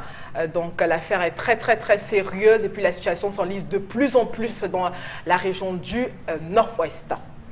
Donc, Adolphe Lélé-Lafrique, le gouverneur de la région du Nord-Ouest, qui d'ailleurs se bat comme il peut pour essayer de faire que cette situation arrive à un certain niveau acceptable de sécurité, puisqu'on voit très bien que les sécuritistes ont monté un peu la gamme. Bon, Bengan, pour vous, ça traduit quoi, ce nouveau procédé, entre guillemets, des sécessionnistes? Non, ça traduit ce que nous avons toujours dit, l'escalade de la violence. Et là, d'après certaines, je veux dire, nous qui avons une certaine connaissance des matières de défense et de sécurité, c'est un avertissement. Ça veut dire que les lendemains seront chauds, comme on peut dire. Mais est-ce qu'il ne se tire pas une balle dans le pied, ces sécessionnistes? Absolument.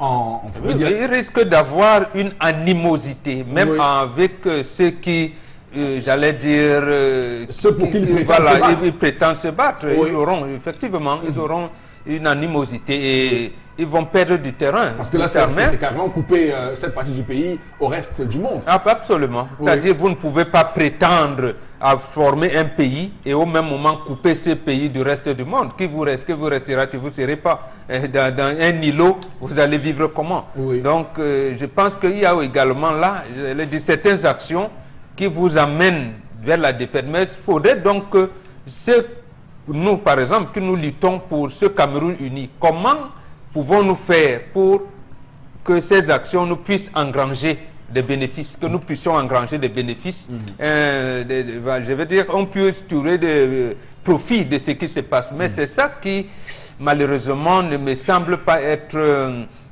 visible pour le moment. C'est vrai, les stratégies de défense, on ne les dévoile pas sur la place publique. Je pense que notre armée a là une action, un moyen maintenant de pouvoir gagner du terrain. Mais comme on est en face de la guérilla, la guérilla, on ne sait pas ce que présente l'ennemi. D'accord. Et ça risque d'être chaud dans les jours à venir. C'est clair qu'il faut dire qu'il y a une vraie exaspération, puisque on a reçu quelques témoignages de ce côté-là. On va dire que ces gens-là, ces séparatistes, ces groupes armés séparatistes ont clairement créé une forme de barrage, de contrôle des populations de ce côté-là. Donc lorsqu'ils prennent des bus, comme on voit, comme on a vu ce week-end-là, ils passent le contrôle, normalement, comme la police aurait passé le contrôle. Et alors, sélectionne. Le drame, justement, c'est qu'on commence à distinguer des gens anglophones, francophones. Voilà. Donc, telle entreprise est de l'autre côté. Nous, il y en a qu'on considère comme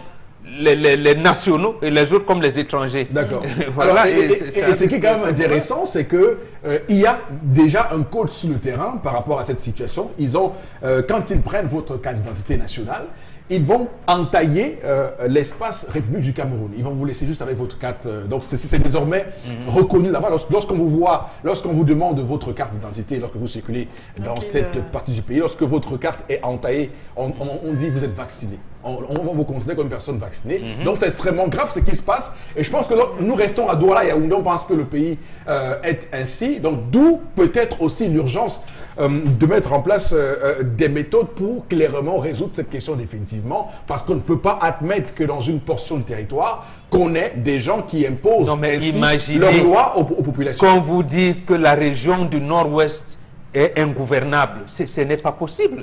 C'est pas possible. Donc, c'est des choses qu'il faut, j'allais dire, il y avait à l'époque, je ne trahis pas un secret de l'armée, un détachement qu'on appelait là-bas, détachement amphibie, qui était une force d'élite. Et on peut les faire déployer. Donc, il ne faut pas que des actions pareilles puissent résister pendant plus de 5 minutes quelque part. C'est-à-dire que les citoyens qu'on prend en otage, au bout de 5 minutes, il faut qu'une action de l'armée régulière intervienne. Donc, d'accord. Donc, c'est pour vous dire que ces gens-là ont eu leur carte d'identité entaillée, République du Cameroun. Donc, désormais, ils passeront les contrôles facilement, puisqu'apparemment, c'est ce qui se passe. Lorsque votre carte est entaillée, vous êtes... Voilà, mais dites aussi que même s'ils viennent ici, bon, qu'ici, qu'on sache plutôt qu'ils sont sortis, voilà, qu'on ne leur complique pas la situation. Voilà. Parce qu'ils ne l'ont pas fait de leur propre volonté. De leur propre volonté, puisqu'ils ont subi un contrôle abusif de la part des groupes armés séparatistes. Et donc, du coup, on les a mis dans une situation inconfortable, donc, avec une carte d'identité entaillée de République du Cameroun. Enfin, je veux dire, à un moment donné, quand même, quand je vois le degré de stratégie qui est mise en place pour couper les gens du Cameroun, il est important au final qu'on résolve rapidement cette question et ça passe, comme vous l'avez dit, Bengan, par des actions fortes pour ne pas laisser une partie du pays incontrôlée et que les Camerounais puissent subir ainsi le diktat de groupes armés. Sinon, on n'est plus dans une république. Non, il y a un mort. Il y a un mort. On dit qu'il y a un chauffeur qui a tenté de résister. On lui a dit bon. Le pauvre, s'il savait. Oui. Alors, Charles Amel Bachou, vous êtes resté très calme. Monsieur, à la limite, malheureux, je veux dire. Ou bien dépité. Je suis calme parce que c'est désolant. D'accord. C'est désolant. C'est énervant à la limite. Lorsqu'on sait qu'aux premières heures de ce conflit, nous étions les premiers à réclamer le dialogue. Nous avons été informés que les portes du dialogue étaient ouvertes, mais jusqu'ici, je ne sais pas où est-ce que ces portes se trouvent. Je serai le premier à aller l'ouvrir pour pouvoir engager le dialogue. Il aurait fallu que le cardinal se lève le premier avec les imams pour dire « Ok, on va essayer de réfléchir, que tous nos érudits aient abandonné leur bureau pour venir déblatérer ce que vous savez. » Monsieur Eric Fopoussi, je vais vous dire, nous ne pouvons pas être dans un pays où la seule voie de communication entre les régions, c'est la route. Si ça avait été un pont, un proverbe chez moi dit, quand tu bagarres avec quelqu'un, ne te contente pas des coups de poing. Voir si les injures qui sortent, dans les injures, il y a une part de vérité. Si ça avait été un pont, monsieur Rifopoussi, on serait à quel niveau? Vous savez, en termes de flux de personnes qui traversent dans la zone entre le nord-ouest et le littoral, vous savez combien de personnes sont devenues transitées, combien de régions? Monsieur Rifopoussi, ça a été aujourd'hui la route. Si ça avait été un pont, on serait coupé pendant combien de jours? Pendant combien de semaines? Dieu seul sait le nombre de ponts que nous avons. On se rappelle de l'incident qui avait eu lieu sur le pont du Vouri. On a gardé tous les ponts du Cameroun, pont de Pemda et tout. On avait posé les militaires là-dessus. Monsieur Erifopoussi, ça veut dire que la situation est grave. La situation est plus que grave.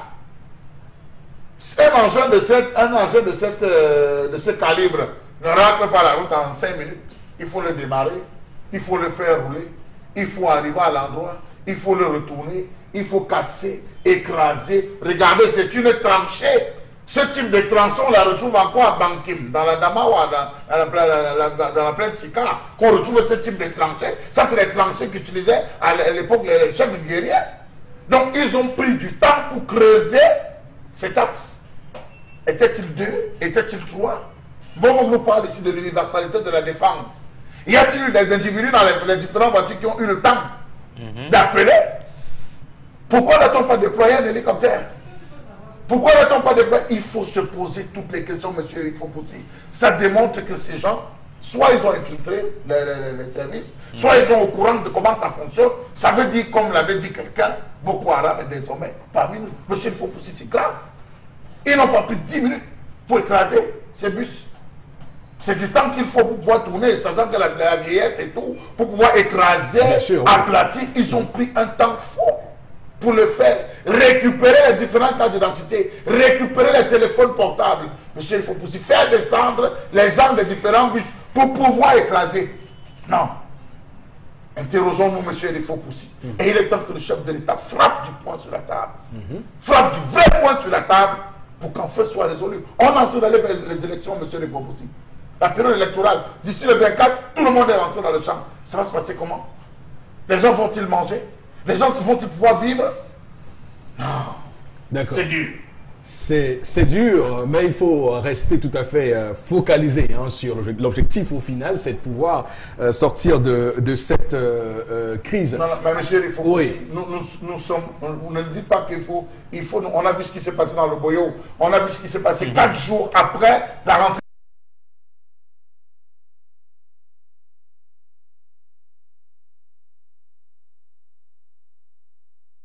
Même le chef d'Oku, c'est récemment, je pense que récemment qu'on a libéré le chef de Oku, monsieur le Premier ministre. Mais monsieur, il faut que ça prend notre proportion. Je crois qu'il est temps qu'on mette sur pied véritablement le principe de l'universalité de la défense en y associant les populations. D'accord. En tout cas, je pense que nos forces de défense vont clairement enquêter pour comprendre comment cette opération a pu se mener. J'espère qu'on a même pris aussi facilement, parce que quand on voit le relief et la géographie de la région, c'est clairement Akoum. C'est vraiment, quand vous quittez l'ouest pour entrer dans le nord-ouest, c'est vraiment avant Bamenda. Donc c'est pour dire qu'il faut bien voir comment les choses se sont mises en place, parce qu'on sait très bien que jusqu'ici, le lot de ces groupes armés, c'était beaucoup plus après Bamenda, oui, tout à fait. Pas avant, donc pas en se rapprochant vers l'ouest. Donc il faut bien voir s'il n'y a pas eu une base arrière de l'ouest vers le nord-ouest, parce que j'essaie de réfléchir comment ils ont pu monter, quitter de Bamenda avec cet engin pour arriver à Akoum. Et cet engin qui ne leur appartient pas, l'ont-ils volé quelque part et surtout que quitter Bamenda pour arriver à Up Station, c'est clairement une grosse montre. C'est vraiment un relief très très escarpé. Comment ils ont donc pu faire pour faire tout ça? Je pense que les forces de défense sont en train de voir s'il n'y a pas une base arrière à l'ouest. S'il y en a une, autant tout de suite l'anéantir pour permettre. Rappelons-nous quand même, il n'y a pas longtemps qu'ils avaient brûlé cet engin de l'entreprise de Sogea. Est-ce que Sogea avait déclaré des pertes en termes d'engin? Oui, sur cette route-là, justement. Sur cette route-là de Sogea, c'est Babajou, Bamenda, il faut bien voir si clairement il n'y a pas eu de pertes sur ce plan-là. Oui. Alors, tendance. J'imagine alors le traumatisme que les gens ont eu, les passagers l'ont eu. Le traumatisme, on parle en rue comme ça, mais ce n'est pas bon à rire. Comme ils ont commencé là-bas, demain tu vas entendre Arcelou Douala Yaoundé. Après-demain tu vas entendre Arcelou Douala Bafang. Quand même, mon pays, qu'est-ce que mon pays devient? Les images là me frustrent. Les images là me hantent. Vraiment. Depuis qu'on parle, depuis que moi je parle, vous n'avez pas pitié de moi. Regardez comment j'ai tout perdu le poids. Tous les jours, ne fait que maigrir. Qu'ils voient les images comme ça, ils ne mangent même pas. Il faut que le pays soit... Les mots me manquent même ce matin, Voilà. Je ne sais pas comment on peut parler matin, midi, soir. Les enfants sont traumatisés, les parents sont traumatisés. Tout le monde est traumatisé et ça ne dit rien à personne. Parmi tous ces gars qui font le désordre là. Je sais que vous nous voyez. Alors, j'aimerais quand même... avoir la main sur le cœur. Pour sortir de ce sujet de Charles Lamel, quand même convoquer ici une réserve sur une décision qu'aurait prise le gouverneur de la région du Nord-Ouest d'interdire les voyages de nuit. On se rappelle que Robin Kylian, en son temps, ministre des Transports, dans un contexte vraiment différent, avait décidé d'interdire les voyages de nuit entre les villes Douala et Yaoundé dans la nuit. Donc, interdire les voyages de nuit entre Yaoundé et Douala vers Bamenda. Vous savez que les habitudes souvent des écouteurs, c'est de voyager la nuit pour arriver le matin étant frais et repartir le soir, arriver le matin dans la ville d'origine de départ. Donc, est-ce que c'est une décision qui a son sens? C'est une question que je commets sur la table. Ils sont en train de mettre les calmes comme ça sur les voyages. Oui. L'essentiel de l'économie tourne de nuit. L'essentiel de l'économie tourne de nuit. Les femmes quittent dans les zones de, comment vous appelez ça, de Bamenda, de Kou, passer avec les légumes frais, ils quittent avec les vivres pour venir épouler la tomate et tout pour venir épouler. Ils ne peuvent pas, ils quittent la nuit. La nuit, ils quittent la nuit parce qu'ils stockent ça dans les champs à l'ombre, ils voyagent avec ça de nuit pour venir déposer sur le matin. On achète. Donc il y a une économie qui tourne énormément dans la nuit. Il y a des gens qui travaillent, M. Eric Fopoussi, qui partent la nuit pour aller, ils ont demandé une permission d'un jour. La journée, ils sont obligés de partir la nuit. Ils vont résoudre ce qu'ils doivent faire toute la journée. Ils reprennent, parfois ils arrivent le lendemain, ils ne rentrent même pas à la maison, ils vont directement au bureau. Donc supprimer les voyages de nuit, M. Eric Fopoussi. Et du coup, ça traumatise dans le panier de la ménagère. Ça traumatise. Aujourd'hui, tu arrives au marché, pain bonbon. Tu vas acheter les pommes de thé, on dit que non, ça venait de Bamenda. Tu vas acheter les ignames, on dit que c'était les ignames de Bamenda. Tu vas acheter, donc ça, tout est mélangé. On dit non, tu ne veux pas, tu libères. Les gens même qui nous fournissaient ça, voilà, là-bas, ça ne donne pas. Et on ne te supplie même pas. Si tu veux, tu pars. Voilà, les Camerounais ne mangent même plus. Non, ça va causer un manque à gagner énorme. Mais je comprends le gouverneur. En fait, face à la stratégie de défense, il vaut mieux préserver la vie. Moi, c'est comme ça que j'ai pris, quitte à la population de souffrir un peu.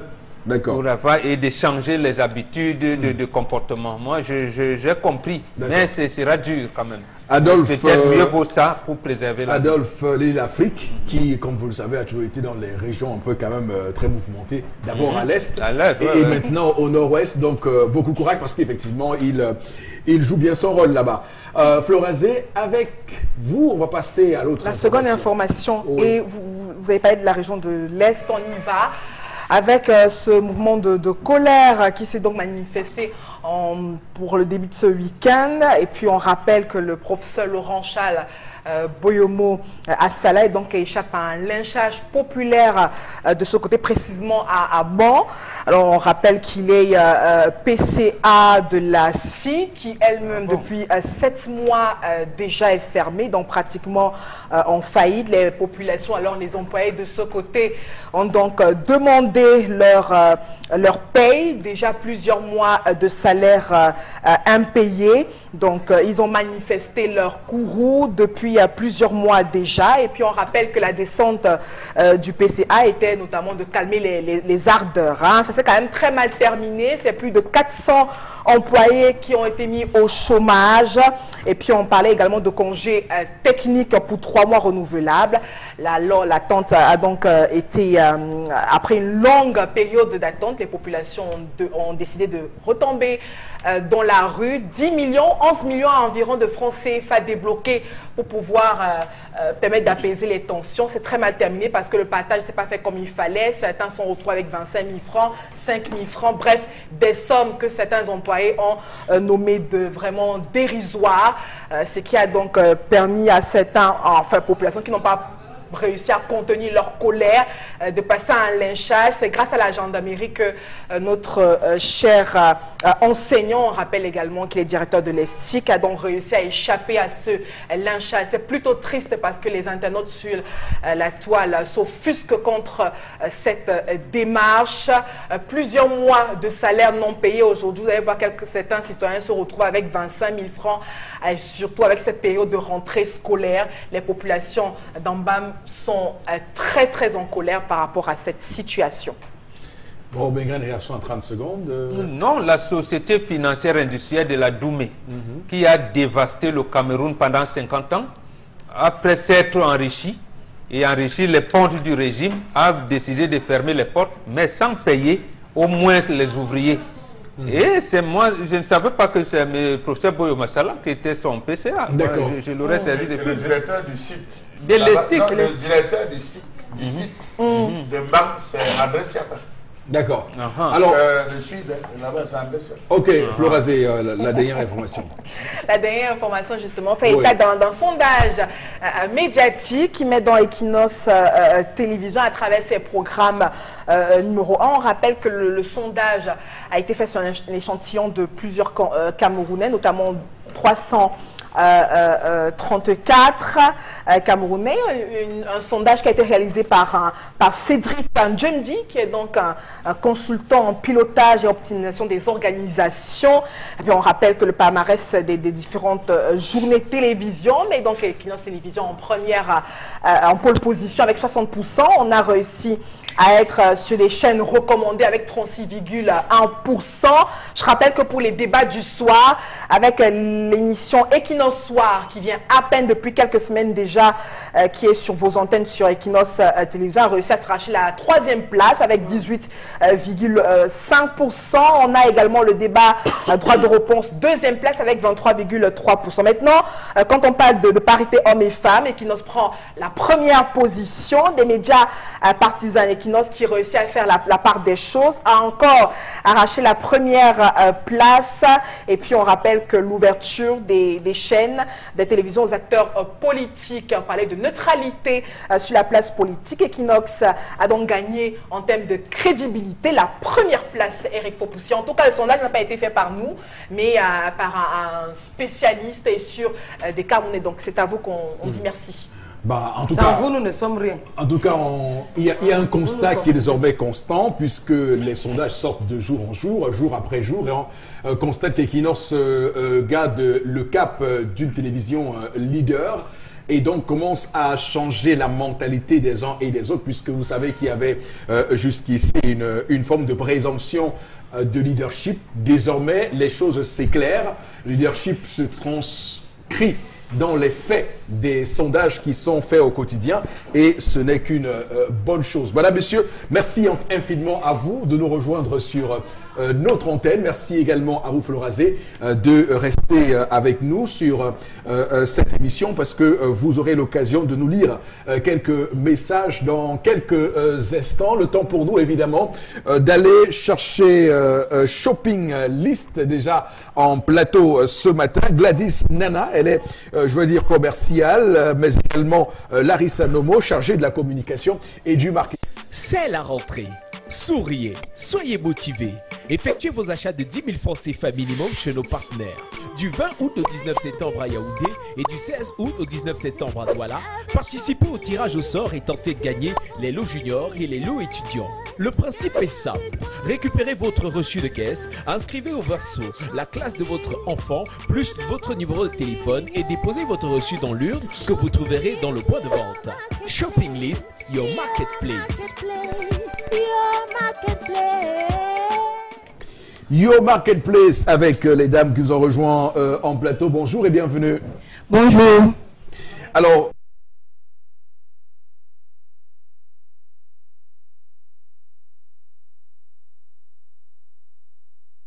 téléphone, téléphone portable, ordinateur, smartphone et bien d'autres. Ce site de vente en ligne, il permet de mettre le client et le vendeur en relation directe.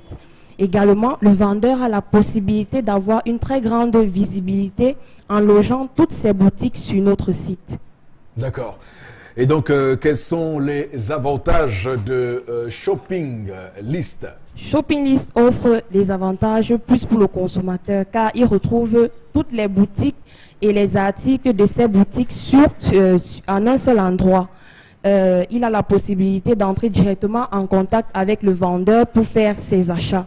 Également, tous les produits des articles présents sur ce site sont négociables directement avec le vendeur. Il a la possibilité de comparer facilement les articles en un seul endroit et de contacter directement le vendeur pour acheter ses produits. Et donc, quelles sont les actions commerciales que vous menez pour vous faire connaître? Actuellement, nous sommes en pleine campagne. Mais étant donné que notre site est présent sur les réseaux sociaux, nous sommes principalement présents sur Facebook et Twitter.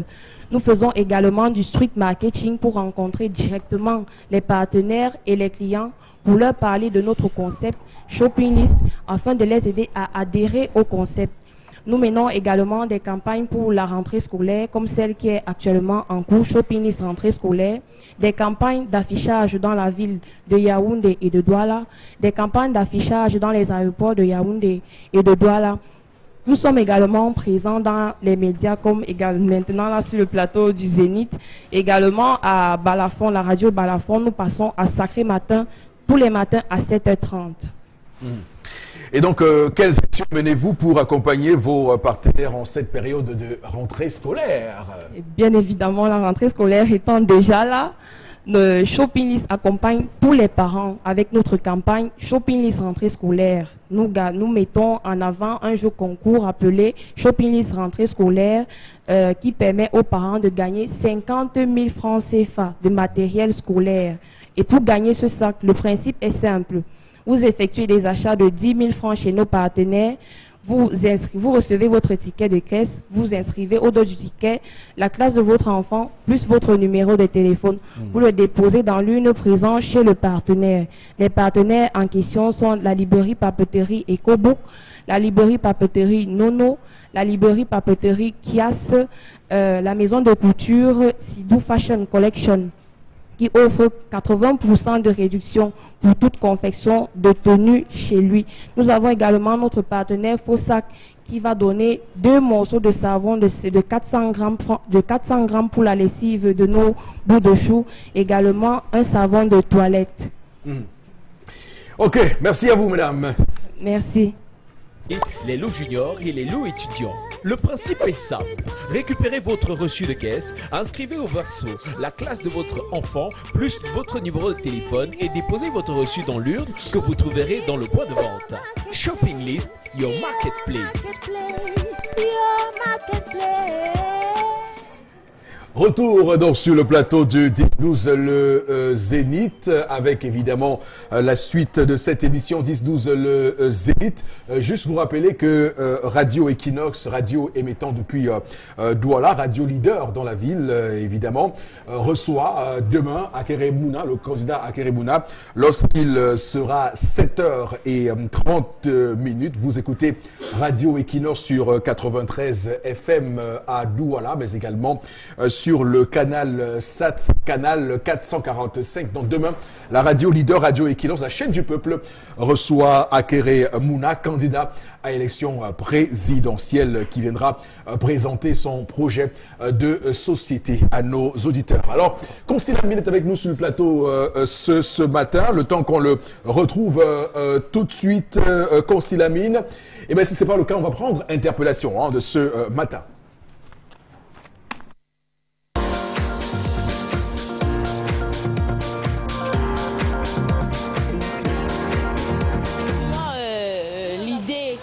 C'est que je décide que les autorités administratives puissent prendre charge des routes, des constructions des routes et l'entretien des routes, puisque vraiment les routes sont gâtées un peu de partout. J'aimerais que le pays puisse évoluer, parce qu'on ne peut pas passer, il y a des accidents un peu de partout, parce que les routes ne sont pas bien faites. Oui, par exemple comme Mala, les endroits un peu vers Dogbassi, des endroits un peu comme ça, Niala, des routes comme ça un peu. Et les inondations vers Bepanda, choses comme ça, c'est ça. Et oui, elles ne sont pas larges, elles sont petites. Un peu chaque jour, un peu de partout, toujours d'accidents, embouteillages. Vraiment, le pays ne peut pas avancer ainsi.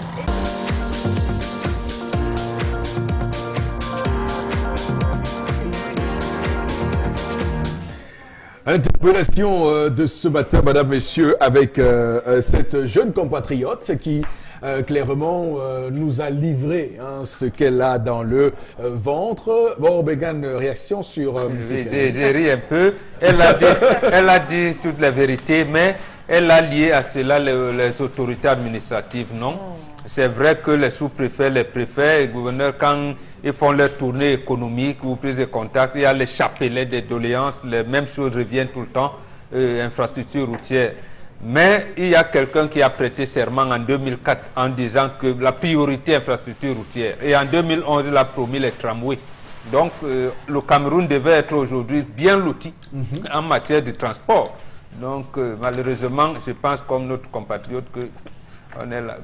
On va faire comment? On va faire comment? C'est ce qu'on va dire. C'est vrai qu'il y a ce projet que désormais tout le monde est d'accord pour avancer comme étant l'une des pistes de solution pour que Douala puisse ne plus subir ces embouteillages monstrueux. C'est de pouvoir faire en sorte qu'on installe un transport fluvial entre les deux rives du Vouvry, entre Bonabéry et ça va résoudre de côté comment? Ça pourrait peut-être, du moins pour cette partie cette partie-là. Bonabéry parce que c'est compliqué de quitter Bonabéry. J'ai fait l'expérience il y a quelques jours. Bonabéry pour rejoindre le matin, surtout.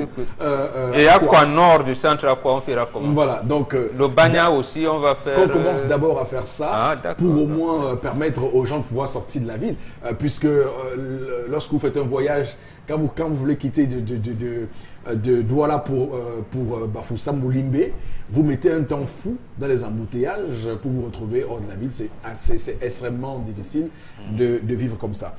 Constilamine est en plateau ce matin. Constilamine, bonjour. Oui, bonjour Eric, bonjour nos nombreux téléspectateurs et surtout bonjour à tous ceux-là qui sont à la recherche d'un centre de formation, à tous ceux-là qui sont à la recherche d'un emploi, à tous ceux-là qui se posent la question « Qu'est-ce que je vais faire pour cette année académique 2018-2019 » La réponse est très simple et facile. Il est question tout simplement de choisir l'Académie internationale de beauté AIB, qui m'amène encore ce matin pour essayer donc de présenter et d'attirer l'attention de tous ceux-là qui nous regardent et qui sont à la recherche d'un centre de formation de qualité supérieure.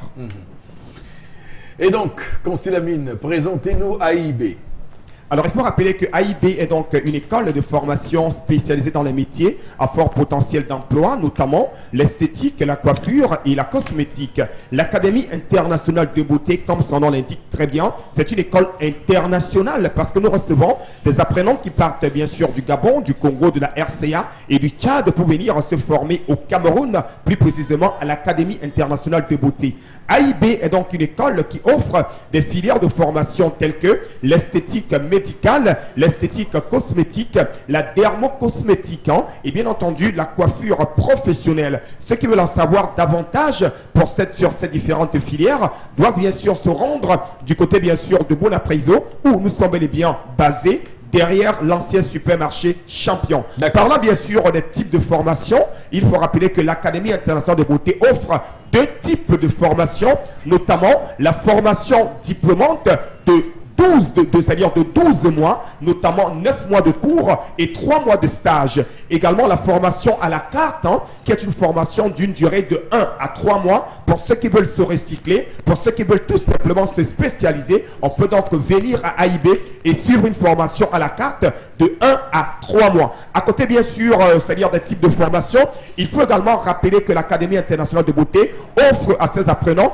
un cadre de rêve, un matériel de qualité et bien entendu des enseignants qualifiés et disponibles pour dire tout simplement se former c'est bien, mais se former à l'Académie internationale de beauté, c'est encore mieux, raison pour laquelle ce matin, j'invite bel et bien ceux des parents qui n'ont pas encore choisi un centre de formation pour les enfants, ceux des étudiants, ceux des élèves ou alors ceux-là qui sont encore à la maison, qui n'ont pas encore repris le chemin de l'école, qu'il est question dès le mois d'octobre prochain de bien vouloir choisir l'Académie internationale de beauté. Et je rappelle que les inscriptions se poursuivent tous les jours ouvrables de lundi à samedi et la prochaine rentrée académique est prévue pour le 9 octobre 2018. Du côté bien sûr de Bonapriso, c'est derrière l'ancien supermarché Champion. Revenons à présent à ceux qui est concerné par la formation à l'Académie internationale de beauté. Tout le monde est concerné par la formation à AIB, que vous soyez titulaire d'un BPC, d'un probatoire, d'une licence et plus, que vous soyez même titulaire d'un CEP, on peut se former à l'Académie internationale de beauté. Donc j'invite bel et bien tous ceux qui nous regardent ce matin à bien vouloir prendre des renseignements dans cette école qui vous offre une formation de qualité, une formation de pointe. Et pour cette année académique 2018-2019, une grande innovation qui est celle de permettre bel et bien à tous ceux-là qui n'ont peut-être pas le temps de venir suivre les cours en direct dans une salle de classe, de pouvoir rester à la maison et de faire des cours en ligne à travers le lancement de cette année académique du e-learning du côté bien sûr de l'Académie internationale de beauté. Chers parents, choisir AIB. On va rester avec vous puisqu'on va prendre Red Copper et on revient avec vous, Concy Lamine. Cérémonie inaugurale. Avant, je me brûlais les mains tout le temps pour pouvoir servir. Est-ce que la nourriture colle constamment à votre poêle? Fatigué de frotter, gratter et d'abîmer vos poêlons? Eh bien, j'ai la solution. Bonjour, ici Cathy Mitchell, avec ma nouvelle poêle Red Copper. Cette poêle révolutionnaire est faite de céramique non collante et de cuivre super solide. Garantie de rester sans égratignure. Pas de rayures et pas de résidus collés. Elle est légère et extra résistante. Elle ne s'égratigne pas et elle ne s'effrite pas dans votre repas. Regardez, des biscuits trempés dans le sucre à la cannelle et glacés de caramel collant. Mettez au four. Red Copper va au four avec sa poignée qui résiste jusqu'à 500 degrés Fahrenheit et le tout glisse tout seul. Miam!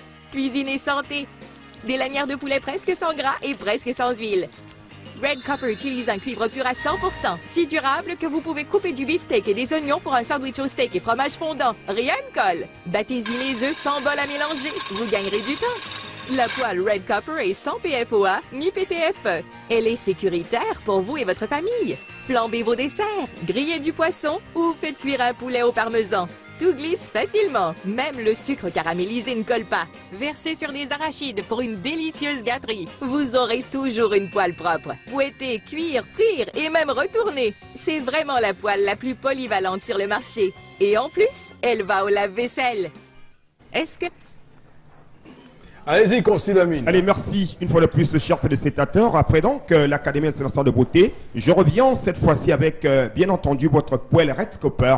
Vous l'aimez tellement, vous la réclamez de temps en temps. Elle est donc de retour encore cette semaine. Le temps, bien sûr, d'attirer l'attention de tous nos téléspectateurs que, en cette belle journée, la poêle Red Copper, vous l'avez donc du côté du magasin 1001 tapis au prix, bien entendu, de 14 000. Cette magnifique poêle Red Copper. Je rappelle qu'elle ne colle pas. Elle est bien entendu solide, elle est durable. Vous l'avez donc au magasin 1001 tapis, au prix bien sûr de 14 000 francs. Votre magnifique poêle révolutionnaire, votre poêle de qualité supérieure. Les prix vont s'afficher encore à l'écran pour essayer donc d'attirer l'attention de tous nos téléspectateurs. Je dis bien poêle Red Copper. Vous l'avez donc à 14 000. Bien entendu, pour cette belle journée commerciale. Et le Salaka du jour, il a plu énormément à Douala. Je dis bien, il a plu énormément à Douala. Alors, tous ceux qui vont se rendre au magasin 1001 tapis et qui vont acheter la poêle Red Copper au prix de 14 000 francs recevront gratuitement un parapluie d'une valeur de 2500 francs. Je dis bien, tous ceux qui vont se rendre au magasin 1001 tapis, tous ceux qui vont commander dès à présent la poêle Red Copper au prix de 14 000, qui est un prix de promotion, recevront en bonus Salaka un parapluie d'une valeur de 2500 francs. Question bien sûr d'être sécurisé pendant la saison pluvieuse.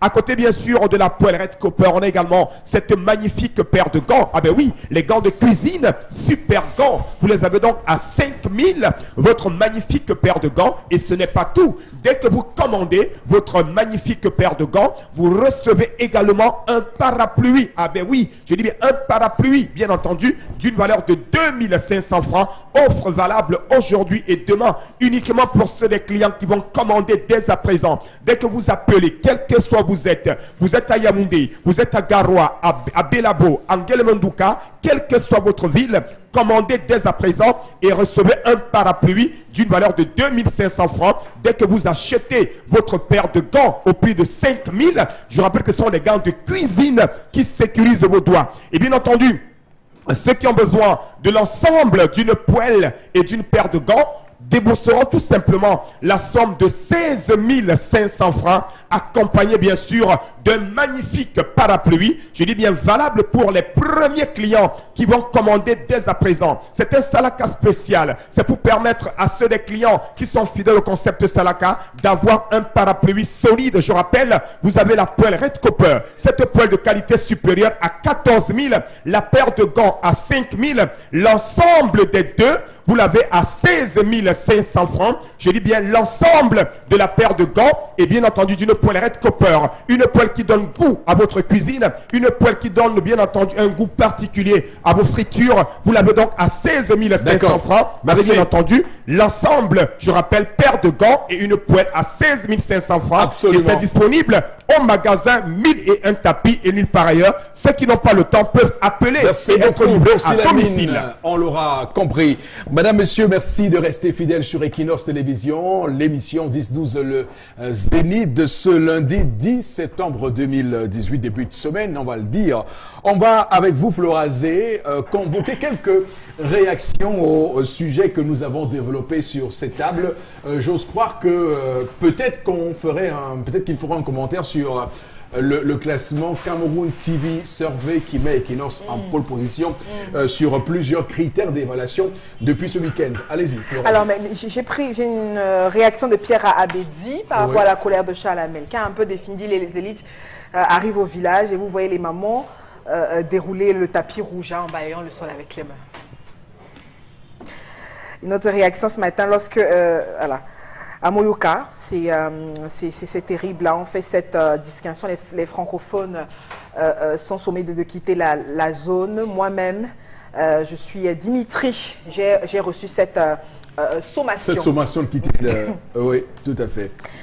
Une autre réaction. Mais il faut dire que dans d'autres zones, les francophones ne sont pas autant bridés que ça. Hein. Je rappelle qu'il y a des zones où lorsque vous êtes une personne assez docile, on vous laisse passer.